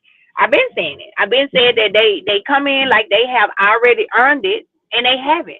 They come in with the mind frame that, oh, this is Dallas Cowboys, so it's just gonna be handed to us and given to us. Press is always here. We're always in the media. We're in one of the top teams that, we are the top team in the NFL for its merchandise sellings and everything. I've been saying it. I said that is the problem, but it starts with the top. It starts at the top. It starts at the top. And they're only feeding off of the energy and the things that Jerry Jones is showing them. That's what they're feeding off of. He's throwing in their face commercials, all the things that you can do when you are a Dallas Cowboy and you play for the Dallas Cowboys. I mean, Marcus Spears said on TV, and he said, if I would have played for any other team, I would not be sitting on ESPN right now. It came out of Marcus Spears' mouth. He said, but playing for the Dallas Cowboys is the reason I'm sitting where I'm sitting at. So that's what they come in with. I mean, how many players left and said that the lights was so big in Dallas? When they left, they felt so much pressure off of them because the lights was so big in Dallas. I mean, Jerry Jones, you filming a freaking Netflix show and we getting ready for the playoffs? And you having a Netflix show filmed at the store and they're practicing, getting ready for the playoffs? It starts at the top. No leadership. They don't have nobody to follow. With common sense. Y'all know Jerry ain't got no common sense no more. Don't have nobody to flower. Then you got coaches. He bring in coaches that's scared to bump up against him because they want to coach, because they want to stay on the sideline. So they not saying nothing. They're not telling the players nothing. Now that's the one thing that I am, which is going to be my next question. I was going to go into about the Mike Zimmer hire, but that's the one thing that I did like about Mike Zimmer. I know that ain't one of your. I know that's not your pick, Kenyatta. So we'll get to that. But I like the fact of his discipline. I like his discipline, and that's what they need. They need a coach that's gonna be in their face. They need a coach that's gonna get in their face. That's gonna say what they say. Mike McCarthy, he's soft. He's soft. And he's too scared to say something. He's too scared to say something the wrong way. Because why? He go behind the scenes, and then Jerry getting on him for saying this and saying that. So anytime your owner sit with you on the panel, and he sit up here and make a joke and say what he said about you in front of the media, what they tell you? The problem starts at the top, and it starts with Jerry. That's where the leadership starts from. So that's why we have the issues that we have on this team. And I've been saying it forever. They come in here and they want to be a star already. Instead of trying to write history, they want to continue off the old history. I've been saying it. And I ain't mad at Emmett for nothing that he said. I ain't mad at him for nothing that he said. Because that's his. Yeah. He played here. He know what's going on behind the scenes. So coming from a player that's been here, coming from a player that went through all of the ups and downs with the team, all of the ups and downs with contracts and everything, I'm not mad at him for it. He spoke the truth. So what I need the players to do is take Emmett interview and take a lesson to it. Use that as a lesson to them. But Jerry got to start setting the example. Jerry got to start being a leader. But he can't, because he's a media whore. All right, before we continue and talk about the Mike Zimmer, let's take a quick time out here. This has been Stars Talking Cowboys, the podcast, with your hosts, Sean Fox, K Boogie, and Cowboys Nikki. Be sure to check us out every Wednesday, 8 p.m. Eastern Standard Time, 7 Central. Also, hit us up on your favorite social media platform. Follow, rate, review, and subscribe.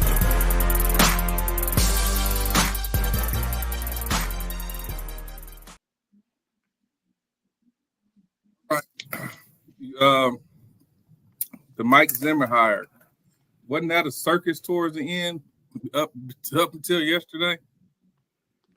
It was about money. It was about money. That's what it came down to, because they offered the job to Rex Ryan. They offered it to him, and the money wasn't right. So then after, Rex said, nah, the money's not right, then they went to Mike Zimmer, and then he signed a contract. I'm like, yo, what is going on here? Like I said, I don't think Jerry's seeing straight right now. Something's not right. Something's not right. He wanted to fire Mike McCarthy and hire Jason Witten, and somebody had to talk him out of it. And so he's bringing back all these old coaches as well. I don't know. I don't know what's going on right now. I don't know what's going on with Jerry right now. That's why my expectations for our team next year may not be as high as in previous years, because I don't know what Jerry's doing right now. But I wish we would have got younger. I wish we would have got younger. Basically, going out there and find a younger coach, whatever else. Mike Zimmer, yes, he's going to bring discipline, but he hasn't coached in the NFL for 3 years. Even though he was on the sidelines with Deion Sanders, I get it. But he hasn't been in the NFL for like 3 years. So that was my main concern. That was my main concern. But everybody's not to cut you off, K Boogie. Actually, Jerry let Mike McCarthy pick his coach. He let Mike McCarthy make the decision. And there we have it. Yeah, I read that too, but I don't know. I don't know. I know that, Mike Zimmer's going to bring some, But Jerry actually let Mike McCarthy pick his coach. And you know why he did it? because Jerry already done told Mike McCarthy, this your last year if you can't get it done. So you know why he did it? I'm gonna let you. So if it Yeah. failed, it's all on you. Y'all don't see through Jerry. No, we see it, but that don't make that shit right. At the end of the day, that don't make it right. Mike Zimmer though, I'm just saying I understand about, there was other coaches that's basically around the same age. I get it, but I'm just saying he's just been out of the league so long. That's my thing. If he was around the game like Rex was on television and around the players, I get it. But I'm just saying I wanted Mike Vrabel, to be honest with you. I wanted Mike. I don't care if he was arrogant in the interviews or whatever, but he brings an edge. We need an edge. After watching Kansas City and the 49ers in the Super Bowl, I was like, yo, we need an edge on defense. And I like Mike Vrabel. Mike Vrabel would have brought that edge. That's just me. I know Mike Zimmer's going to bring discipline, the discipline, yes, but I want that edge. Mike Vrabel would have brought that edge. That's just me. That's who I wanted. But we'll see what happens. We'll see what happens. Like I said, my expectations may not be as high as in previous years. I don't know. Let's see what we do in the offseason. I know we better get some linebackers in here. It was funny hearing people say the ghost of Bill Belichick hanging over all those folks' head if things go wrong early. Just made me chuckle, man. Yeah, you believe that? Bill Belichick. You know what? Bill Belichick is a great coach too. I don't know if him and Jerry could have got along though. I don't know. Him and Bill Parcells, they started to bump heads. That's why Bill Parcells like, yo, I'm done. I'm burnt out. Jerry's a lot. Jerry's a lot to deal with, man. He's a lot. I can only imagine. So I don't know. I don't know if Sexy Rexy could have dealt with him now.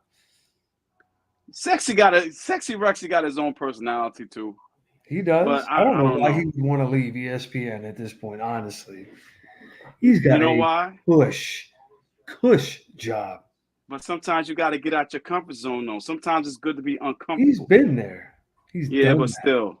Maybe he needs a challenge, too. See, we got to understand, too, when these coaches want to challenge, we got to understand that, hey, like, even professionally, it's like you could be comfortable with a position, but it's like, you know what, I need a new challenge. So he's seeing the Cowboys have great talent, too. He's like, yo, this is a good challenge right now. All the Cowboys need is a kick in the butt. That's why Rexy wanted the job. He's like, maybe the Cowboys need somebody in their ear to tell them when they're wrong, tell them correctly, listen, this is wrong, and this is how you do it. You know what I'm saying? Because we missing that fire. I'm sorry. We missing fire. Oh, that's fair. We got too much ice and not enough fire. And that's why, getting somebody like Mike Vrabel, I mean, hey. But, hey, we're going to see what Zimmer's going to bring. We're going to see. That's the only thing we're going to do. But I'm going to ask a question, K Boogie. What has been the biggest complaint that we have had about our defense? Scheme-wise or just attitude-wise? Well, we have no discipline. First of all. Our techniques sometimes are bad. You know what I'm saying? We need to stop the run. There's a lot of. I don't want to cut you off, but the first thing you said was discipline. Yeah. I think once you get the discipline part on defense, I think the fire is going to come there. The attitude is going to come there. If you look at some of the clips of Zimmerman, he don't mind getting in players' faces. He don't mind getting the referees' faces. So they always say attitude reflects leadership. Let's see if the attitude changes because of the discipline and the fiery nature of Zimmerman. Everywhere he's went, his defenses have been top 10 everywhere he's went. So I don't think that he was the sexy pick, but I think he might have been. I think he, and only time will tell. What, the most logical pick? He was the most logical pick. Yeah, because even if you go to that playoff game, granted the whole team freaking sucked, in the first half of the playoff game against Green Bay.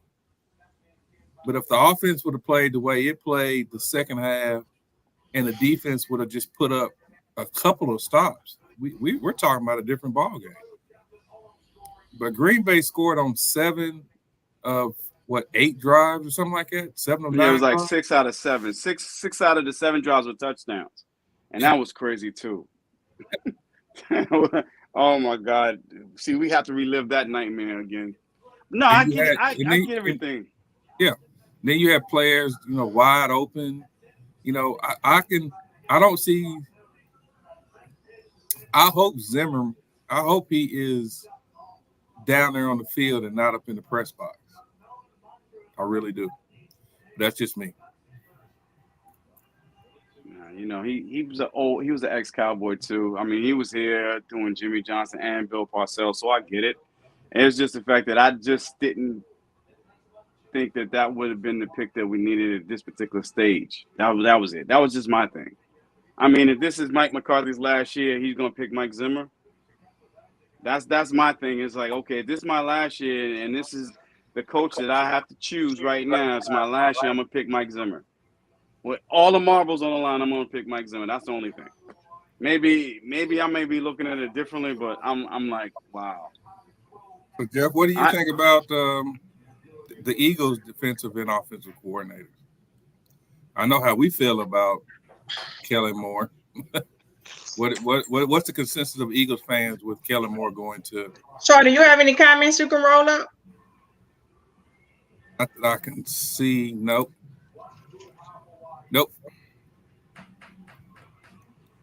I guess before I have my comments about Kellen, I'll take your comments on Kellen. Good luck. That's all I gotta say. Good luck. But hopefully you make adjustments, because he runs the same routes all the time. He doesn't really make a lot of adjustments, and he's pig-headed. He's headstrong about certain things. You're going to see his route combinations. You're going to be calling him out doing certain situations in the games. You're going to be calling him out yourself. Just watch. He's just pig-headed. When he should be running the ball, he's going to pass. And when he's passing the ball, he should be running. So you'll see his basic strategies a lot. I don't think he learned anything going to basically L.A. with the Chargers. I think he's going to have the same concepts. Now, Vic Fangio, on the other hand, he's been a Cowboy killer. So when you guys went out and got him, I was like, oh, shoot, damn, he gives us trouble. Kellen Moore, on the other hand, I'm not really worried about him. But Vic Fangio, he's a Cowboy killer.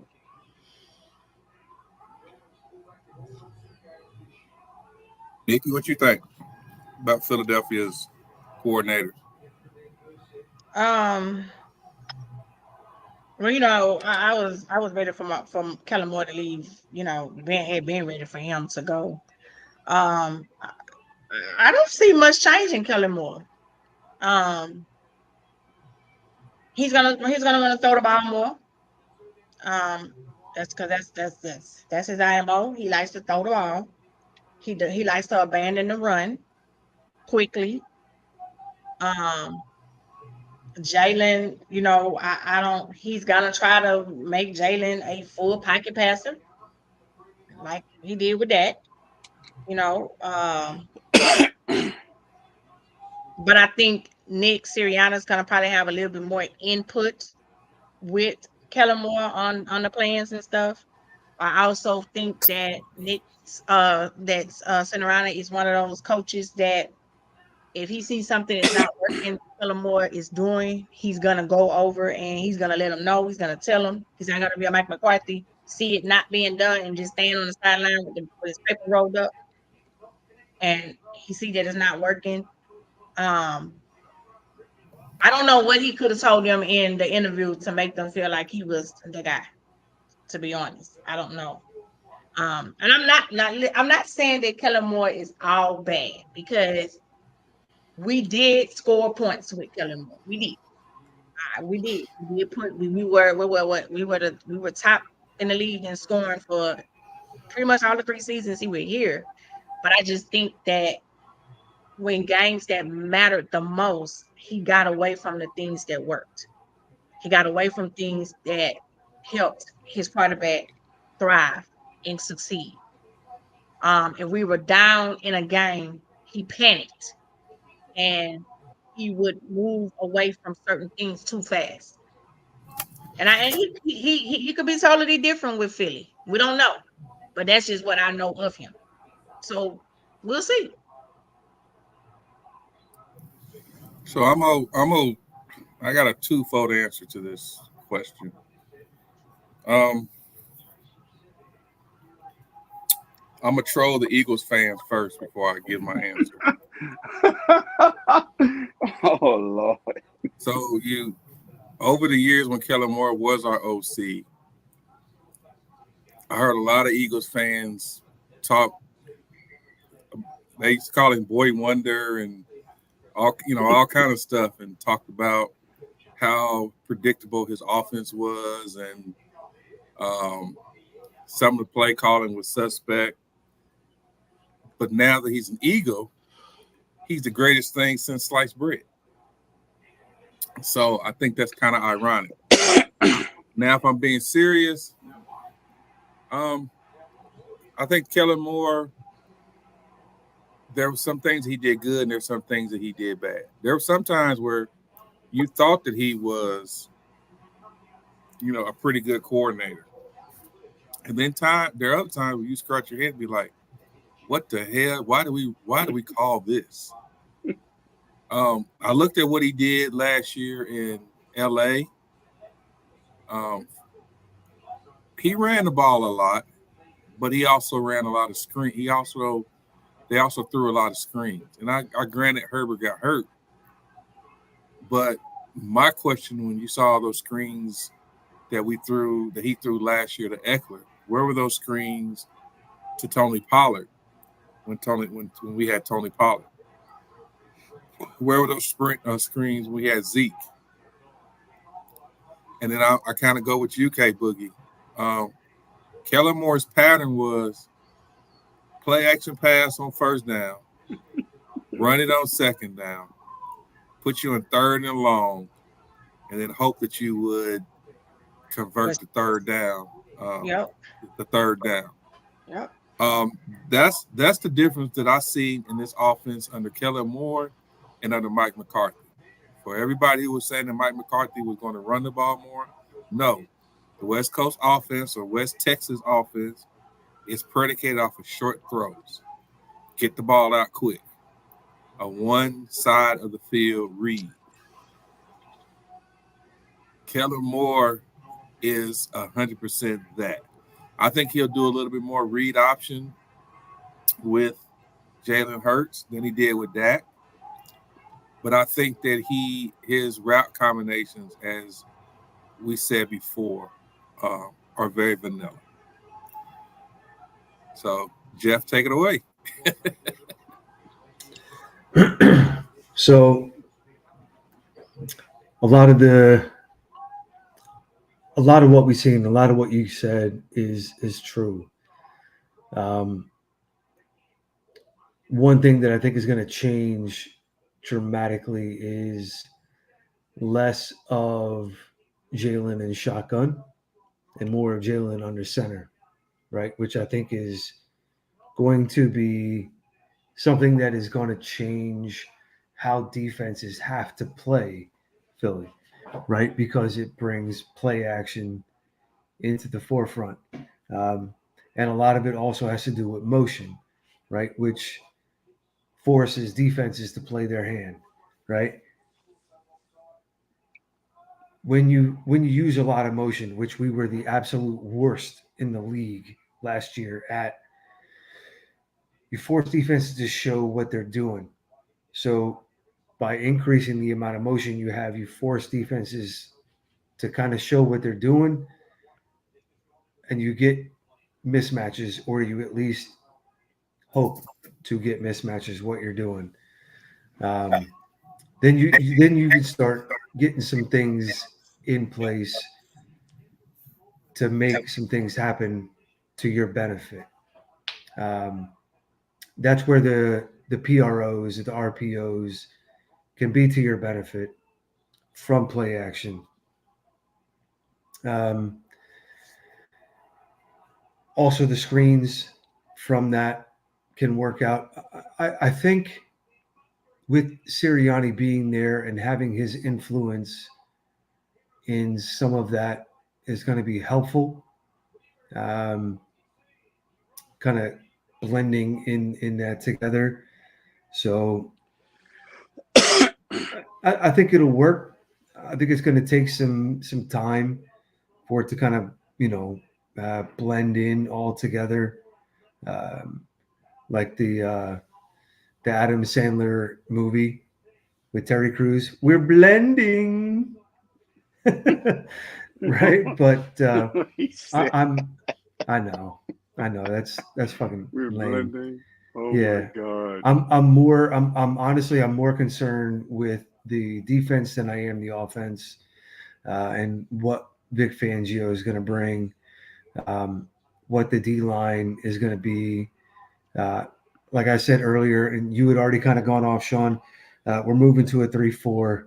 It's all but set that we're moving to a 3-4.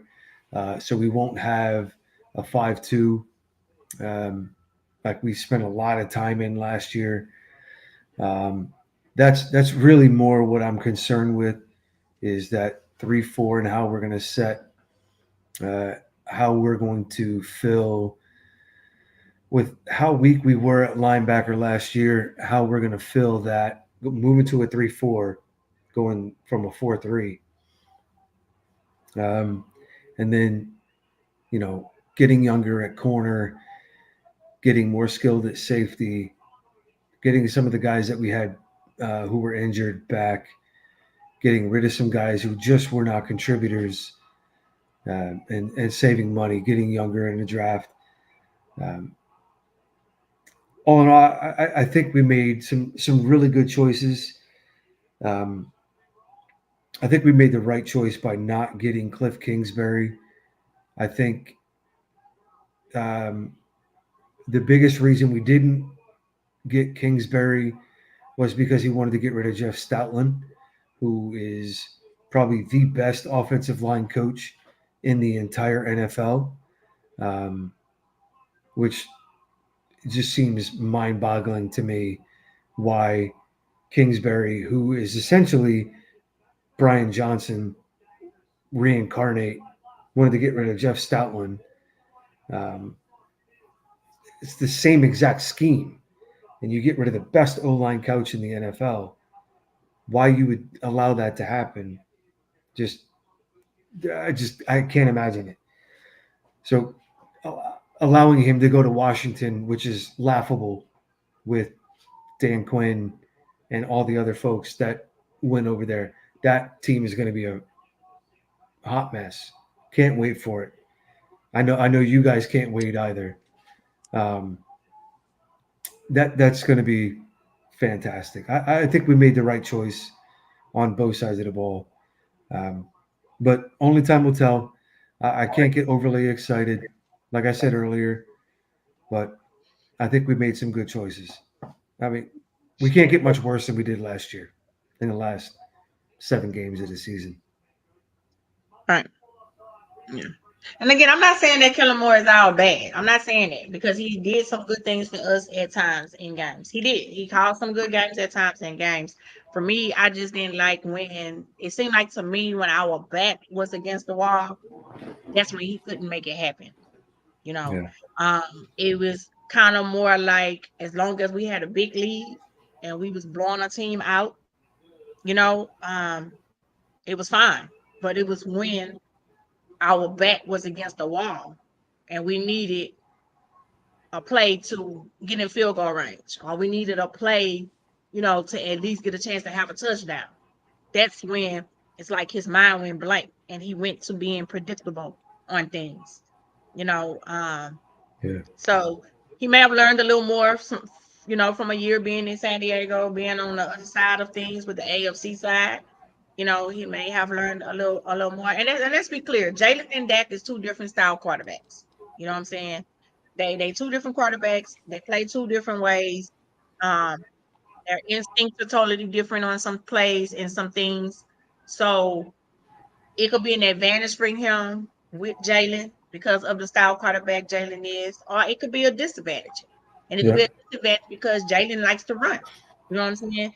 And Kellen Moore is more of that quarterback that want to keep you in the pocket and just want to throw the ball down the field a lot. You know, he's stuck in that Boise state of mind. You know, Mm-hmm. um, but again, he could be different there because he got a different type of coach on the sideline with him as well. You know, And we have a few more weapons and y'all than have a Dallas few more, I was about does. to say, and then y'all have a few more weapons that y'all can use to y'all disposal as well. Yeah. So it possibly can work, and it possibly can be different. Yep. That's all I'm saying. I'm like, I don't want to knock the man all the way down because he had some good moments with us. He did, but for me, his moments came for us. His good moments came when we were blowing a team out.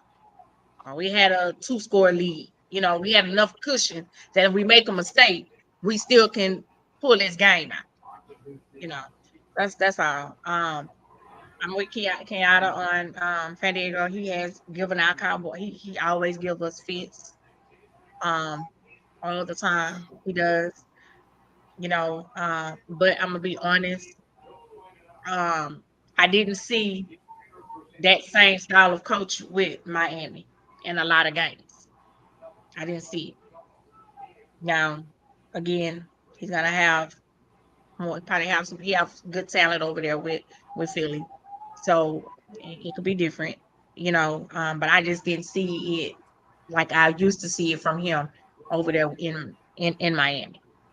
And I don't know if from my understanding, it was a lot of issues between him and the head coach um, in Miami. They had a lot of issues behind the scenes. And Yeah, a lot of the players didn't like how he a lot of pushed the them. players didn't like him. Yeah, it was. He's an old school guy, Right. right? So he's kind of abrasive. So the players didn't like that, um, and I think that's kind of where you'll get with the age that Philly has, especially on the defensive side. You'll get a lot of those guys that are kind of they'll buy into it a little easier because you'll have some of the older vets that'll be like, "Hey, man, like this is yeah, he's hard on you, right? But there's a purpose to his method. Buy into it, and I'm telling you, it's going to pay off." So what are your thoughts on Reddit?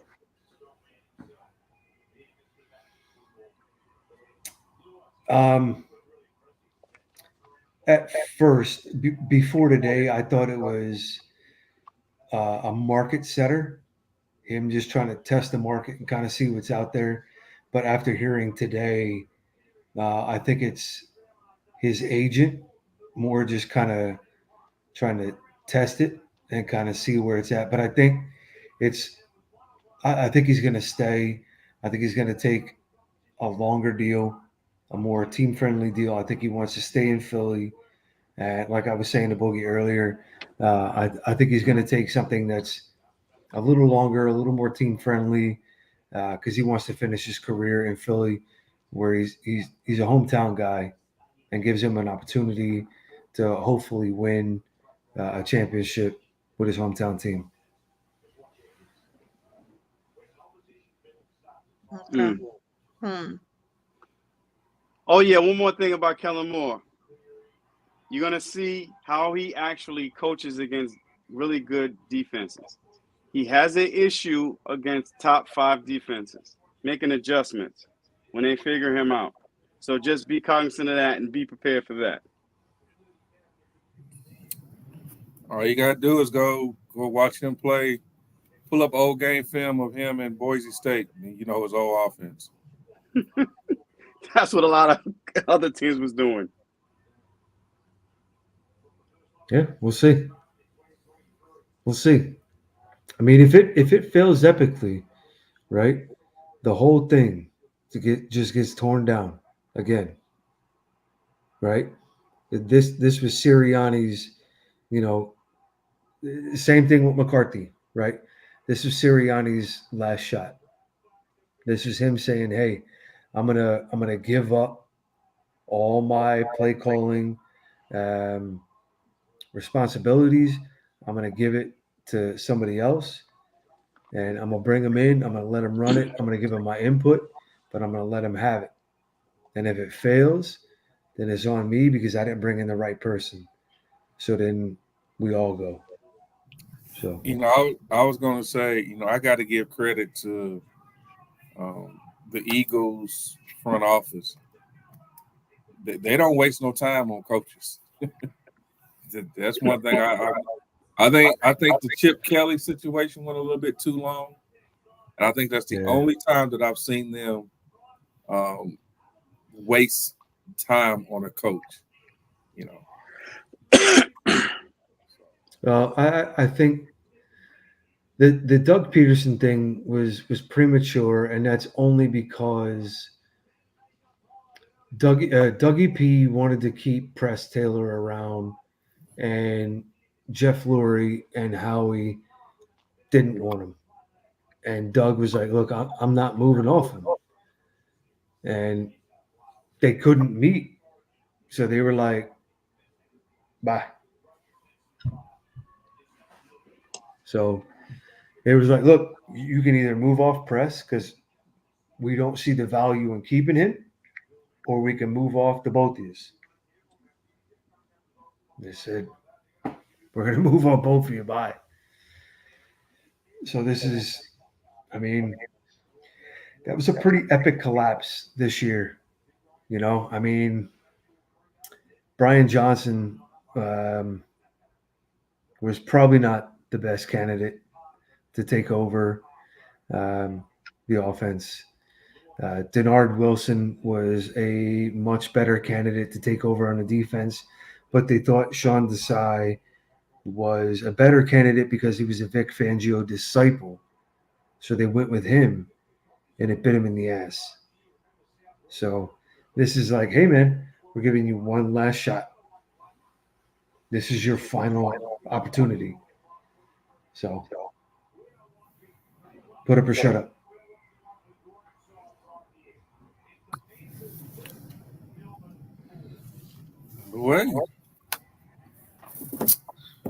Well, with that being said, you got any more topics?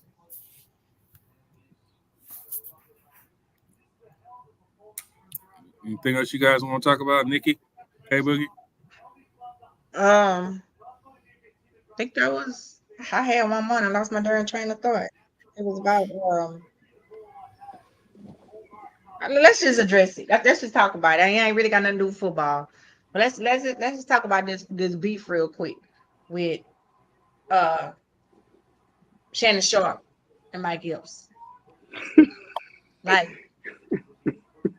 I got to turn my camera on for this one. This has gotten out of control. It has gotten out of control. And while I do like what Shannon Sharp is doing with his show, I just think that it's now he's starting to be the new Wendy Williams with the mess and having everybody come on his show to talk about each other, spill the news, spill the beans, tell everything, you know, that is now is leading to altercations amongst each other, amongst others, and everything. And I think for me, I just got pissed off with it because I'm like, okay, Shannon, you sat on the stage with Skip, and let Skip tell you put your glasses back on. You sat on the set with Skip. And let Skip make you not come to work on Tuesday. Well, you want to go back and forth with your brother. You want to go back and forth with Mike Epps. You want to release Mike Epps DMs. You want to release this, and you want to threaten to fight Mike Epps at the All-Star. But you said right across the stage from Skip. And he told you put your glasses back on. And you ain't did nothing. And you cried when it was time to leave the show. When you was leaving the show. But you want to fight your brother. I don't like that. I don't like that. It has gotten me out of control. And in a Black community, there's some shit we gotta stop. We gotta stop. So Just really up, you could chime in when you want to.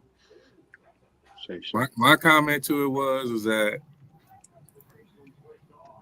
there was a pile of shit that was laying on the ground, and Shannon Sharp picked up a stick and stirred it. It started to stink. It didn't go the way he thought it was going to go. Mike Epps decided to clap back. Mm-hmm. And he's a comedian, so he has every right to do that. Mm-hmm. Now you want to take it personal. But while you was drinking your Shay Shay cognac and laughing it up with Cat Williams, you thought everything was funny. Mm-hmm. Even with Monique, you thought it was funny. Yeah. Now that somebody came back and I don't want to say Mike Epps put him in his place, but he became the butt of the joke instead of Shay Shay. Instead of Shay Shay, laughing at jokes, he became the butt of the joke, and he didn't like it. Now, there's a couple things that Mike Epps did say that I was like, wow, you got to really think about this. What man walks around calling himself Shay Shay? Literally. Do you know any man in this whole world? Now, what's your nickname? Shay Shay. You barely hear Tay Tay or TT. Those are not the most masculine nicknames in the world. So, but I think that he was dead wrong for talking about that he wanted to walk up and fight him, because you're supposed to be an entertainer. You got a podcast where you can say wherever you want to say. You can talk about, Snoop Dogg not having, his wife telling me he can't have OnlyFans, but you willing to pull out your inches to get paid. You talking about how much you want to bone some girls, the different women that you and Ocho talking about boning and this and that and other. You got all the jokes in the world. But then when you're the butt of the joke, you want to get offended. And Chad's so silly. He want to make a light of everything. But Shannon was mad, and Chad was like, yeah, you going to do what? What you going to do, And Chad pumping him up. And I'm like, okay, Chad ain't going to be there to help you fight. Shay. But I'm like, I think I don't like the tearing each other down. And that's what they're doing. That's what they're using these shows now to tear each other down. It's okay for you to have this show and keep thriving with your life after football. It's okay.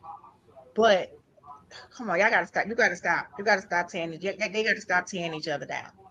Then Monique did all that clowning on his show. And then she go on the stand-up show and go apologize to everybody. Who looking like the fool? She don't use you and your platform to make a scene, and then she go apologize. Now you and Mike Epps at each other's throat. I don't even like the fact that Mike Epps said we don't fight no more. We're gonna do I don't even like that. Insinuating shooting him. I don't like that. Well, Mike Epps, I'm from Indianapolis, and Mike Epps didn't grow up on the best neighborhood in Indianapolis. Oh no, I believe he got it in him, but Shannon don't. So I don't know why he doing all that talking. I don't know. It's squashed now anyway. They're gonna talk this weekend anyway, All-Star weekend. Shay did apologize to everybody. He did handle it a little bit overzealously. So I mean, it is what it is.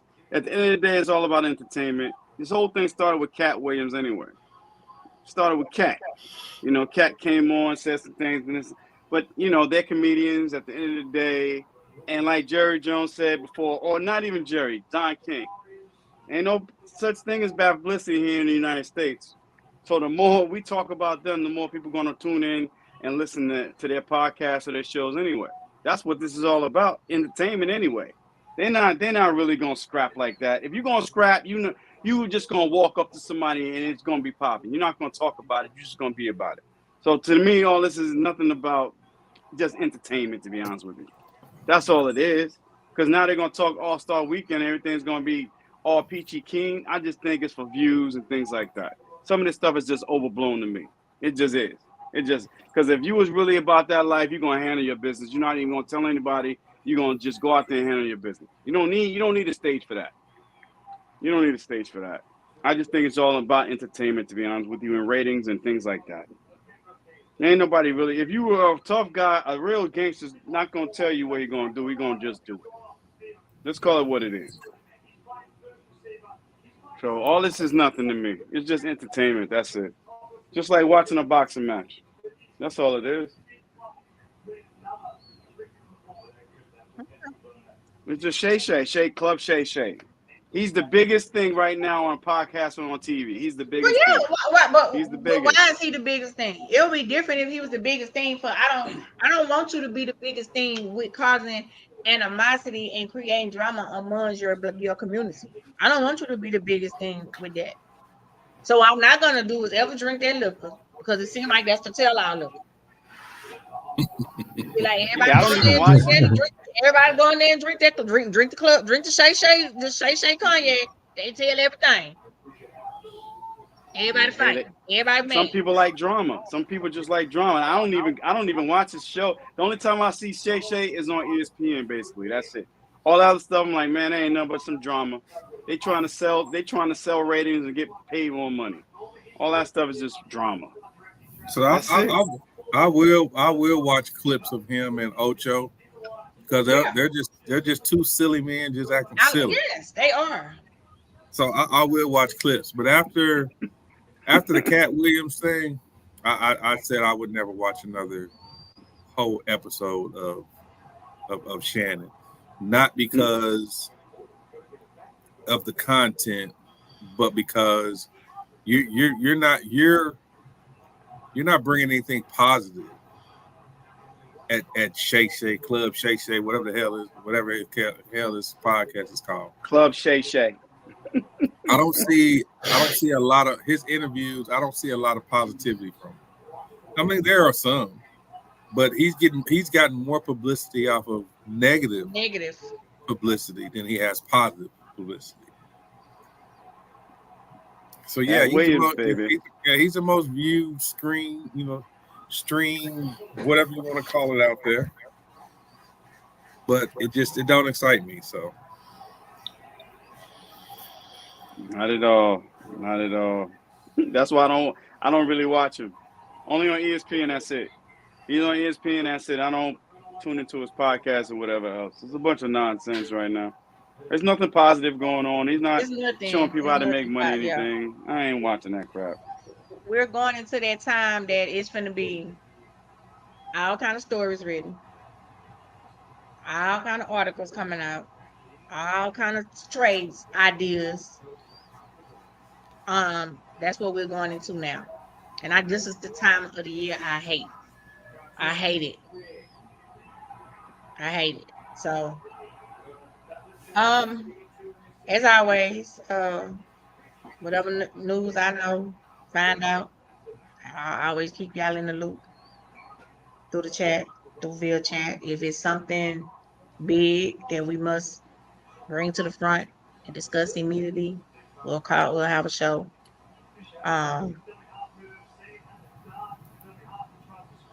It's been a great season. It didn't end the way we both wanted it to end for our teams, but overall, it was a great NFL season. I think both teams, Eagles and Cowboys, I think we all have some things that we can build off of. We all have some things that we need to fix and change. I think we have made some change. There's going to be a lot of changes within both teams. For as roster wise, this coming season, some players you're gonna be able to keep, some players you won't be able to keep. Your coaches, your team is not gonna make all the moves you want them to make, how you want them to make them. Draft isn't up next, so we're gonna see players fly off the board. So might be a player we want, might be a player we don't want, might be a player we look up and get. But overall, I don't think any of us on either one of our teams have anything to hold our heads down about. We had a great season. We just didn't end it well. We didn't end it like we wanted it to end. And at the end of the day, only one of us from the NFC East could go as far as we wanted them to go. They didn't make, neither one of us made it. Nobody in our division made it. And against and NFC took the L in the Super Bowl, in which I'm fine with it because I didn't want the Niners to win anyway. Nope. You ain't want the gang to win. You ain't want the gang to Hell win. no. That's their first mistake. They need to get rid of that bang bang song, and they need to quit coming out of there with them damn boom boxes because that they need to change it up because that's what their issue is. 3 years, that's what they issue is. They slowly becoming the new Bills. But overall, Damn shorty whiners. yeah. Overall, I'm gonna miss this interaction every week. It's always talking sports, talking football is a stress reliever for me. It puts me in another space. It takes me out of a space that I might be in and put me in another space for the moment, for that time. I know we got our chat, so I know we're still talking our chats, and I know that, but just having this interaction with each other every week and the fans every week, you know, it's gonna be different for a little while. But we'll get through it. We'll get through it. And this is one of the reasons why I get so mad about the arguing and the fighting, because the football season just go by so fast. You know, it's like I feel like it just started and we already here and it's over. You know. So that's the reason why I hate all the arguing and the bickering between fans and amongst each other and fans and stuff, because that's joy the moment of football. Why it's here, because it's one of the longest to come back and the shortest and the quickest to end. You know. So it's basketball now, you know. Balling. You know, so it is what it is. As always, I enjoy you guys. I appreciate each and every one of you. We have our differences about certain things, but we've always been mature enough to handle it, talk about it, and deal with it. You know, we don't agree on everything, and we're not going to agree on everything. But overall, we are a good team, and we mesh well together. We do. We very rare have arguments. You know, just to let y'all know behind the Who said scenes. we arguing? Those are debates. Those You are know, not we very well arguments. have those What things. the hell? You know, You know but why you know me why being we the don't only female, What's the you know why we don't Huh? know why we don't have arguments? Why? Because you always win. I mean, like, I'm like whatever. Period. And I just Yo. exit out. Like, whatever. Period. I said what I said. Oh Whatever. man. But me being the only female with you guys, I appreciate y'all respect. I appreciate that y'all don't make me feel like because I'm a female, I don't know what I'm saying. I don't know what I'm talking about. If I have questions, I ask y'all. If I don't understand something, y'all break it down to me or we figure it out or however. So I really do appreciate that from each one of you of not making me feel like I'm a female, so I don't know nothing or I don't know what I'm talking about. I appreciate that from you guys. That's it. That's my 30-year spiel. We appreciate you. You know, not only your insight and you get information that we can't get, and it's nice to talk football with somebody who is objective, especially a female who's objective. You don't find too many females who are objectives when it comes to football. So we appreciate you. So, I mean, I definitely appreciate you Kenyatta and you Jeff.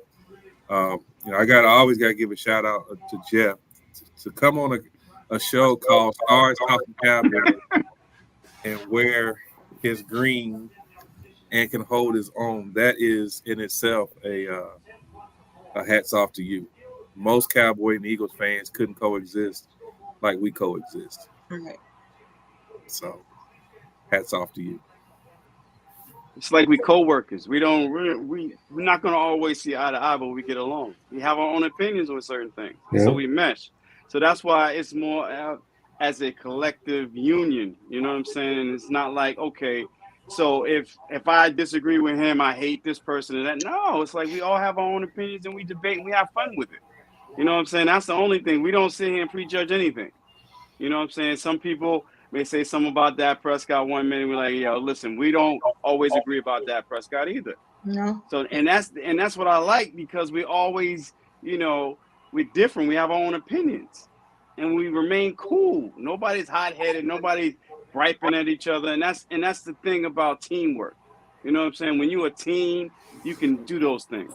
Now, if you wasn't a team, you couldn't get along. That's one thing. But when you're a team, you're not always going to actually agree, but you always agree to get along, which was great. That's the way it's supposed to be. That's why I like, being on this show. We all have our different opinions, and you know what I'm saying? And it's lovely. It's a beautiful thing. It's a stress reliever too, because sometimes, hey, it's like, damn, man, I need something to take my mind away. Oh, it's Tuesday, bet. I got the perfect stress reliever right now. Let's go. and it's a beautiful thing. Like I was telling you guys before, sometimes we are the therapists. We may not know, but we are actually giving a therapy session. There's probably people like, damn, I needed that show. I needed to hear that. You know what I'm saying? So I love it. I love being on this show. I love it. I love the audience too. I love all the candidness. I love all the comments. You know what I'm saying? So Right. It's just a good therapy session. It's a safe space for people to come and voice their opinion. You know what I'm saying? And that's a beautiful thing. Your turn, Jeff. Oh yeah, no, I love it. I love being an Eagles fan on the Cowboys show, taking the heat. I love it because I take it and I give it right back, and I appreciate it. I appreciate the open mindedness from everybody. Yeah, man, it's been a fun ride. It's been a good season. I'm looking forward to next season. I'm looking forward to basketball season, hockey season. Because I love hockey season. I love it. It's a good time. Rangers. So I don't watch basketball until the playoffs. I don't watch hockey. My only source of entertainment for the next 6 weeks or so is going to be the United Football League. Yeah, UFL. Yeah. Can't wait to see what The that's going to combine's be like coming this though. year. Yeah, combine. The Yeah, I combine. watched- I think the Legacy Bowl too. Legacy Bowl. I'm just Tell me waiting about on. I'm waiting on Power Book 4 with Kane Tommy was on and the Ford. chain. No, Forrest. I like Tommy. Raising Cane was good. It was a good season here. I like him But all. I like Tommy. So I'm waiting on Tommy Forrest. cool. I'm waiting for Ghost to come back, because he's coming back. After what just happened last week, y'all know Ghost is coming back now. Y'all know Ghost is coming back. I ain't even Ghost seen is it coming yet. back. Oh, you haven't? Oh, You ain't watched the last one of she didn't watch last week? Oh, you shit. watched Nope. it? I'm gonna watch it What? tonight. Oh, you and look, Lord have mercy. Of what? you're gonna be making a Raising Canaan. I Okay. never watched it. You Never never watched watched Rainy? Really? Mm. Jeff, I don't think this is your type of show, but Nikki, you're going to put in the chat. Wow, that's all I'm gonna say. Okay. What the hell happened here? All you're gonna say is wow. I know Shogun comes out in a couple weeks. So I can't wait for that. What Shogun. show? Shogun. It's on. Is that on FX? FX. Yeah. Okay. Yeah, that's what it Yeah. looked like. It's gonna be nice. Just watching shows and catching up on your TV shows and stuff from what you like to watch, because it's gonna be boring unless you're watching some old games. Basketball. And Basketball. and It's wishing gonna be upon a great. star. Lord have mercy. Coaching football. That's it. That's it, guys. So All right. Now, Well, basketball, the combine, it's all good, baby. yep. But actually, for draft night, we can actually come back and do a show for draft night. We could do a live draft night show. we will. For the first Yes, round. we can. Where's the draft going to be at this year? Good question. I thought it was in Detroit. Detroit. Yep. Detroit. I might have to go up there. Damn, I feel so bad. Yeah, I want to go to Detroit too. I But want for to go Tubi, too. though. Yeah. I want to go up there to see them, make some Tubi movies. You almost made me choke on my lemonade. That's what the Lions turned into, a Tubi movie. Oh Lord, Yes, that's what we yeah, call for them, the the game. Tubi Lions. I know. I be looking at some of these Tubi movies. I be like, this don't make no sense. How they all in one kitchen. we could shoot. Look, what we need to do is we need to take our Androids and iPhones, just shoot. Take a couple days and just shoot a couple scenes somewhere. We're gonna put it all together and make it a Stars Talking Cowboys the movie. And we're gonna send it to Tubi. The movie. If I get another response from the NFL, y'all know I will let y'all know. Oh, Jeff wasn't on here when they came out about the NFL emailed me. Did you know that, Jeff? They emailed me today. They emailed me and asked me, did I have any complaints about the game on Sunday? Because I had been calling them, talking to them about the officiating and different things. So the guy told me he was, and I was like, he just talking, he just saying something. But to my surprise, this morning I woke up and I had an email from them. So that's a great moment. It's a Zoom. You need a Zoom meeting with them next. Tell them I want a Zoom meeting. Can we talk? That was a great moment. I was like, what? He really emailed me? What? Oh yeah. But you know how you're good at getting people to join our show. You need to get somebody from the NFL office to join us one day. Just say I'm working on it. It was great. I was just really, really surprised. I was like, oh my, he really emailed me. Yes, it is. Zoom meeting is next. When y'all have that Zoom meeting, let me know what's going down. They were like, well, Nikki, we want you to be a correspondent for the NFL. For the fans. Right. You never know. You never know. We never know. All right. Well, I can't do old man time tonight. I got to do responsible time tonight. So I know, right? We'll see you next show. All right. Well, have a good night. All right. Good night, everybody. And happy V-Day to everybody. Yes. Happy V-Day. That's right. Shout out to Majesty and Usher. That's right. I'm gonna go see this stripper pole because I must have missed the dancing. Oh man. Yep. All right. Later. Good night. Peace. Have a good night.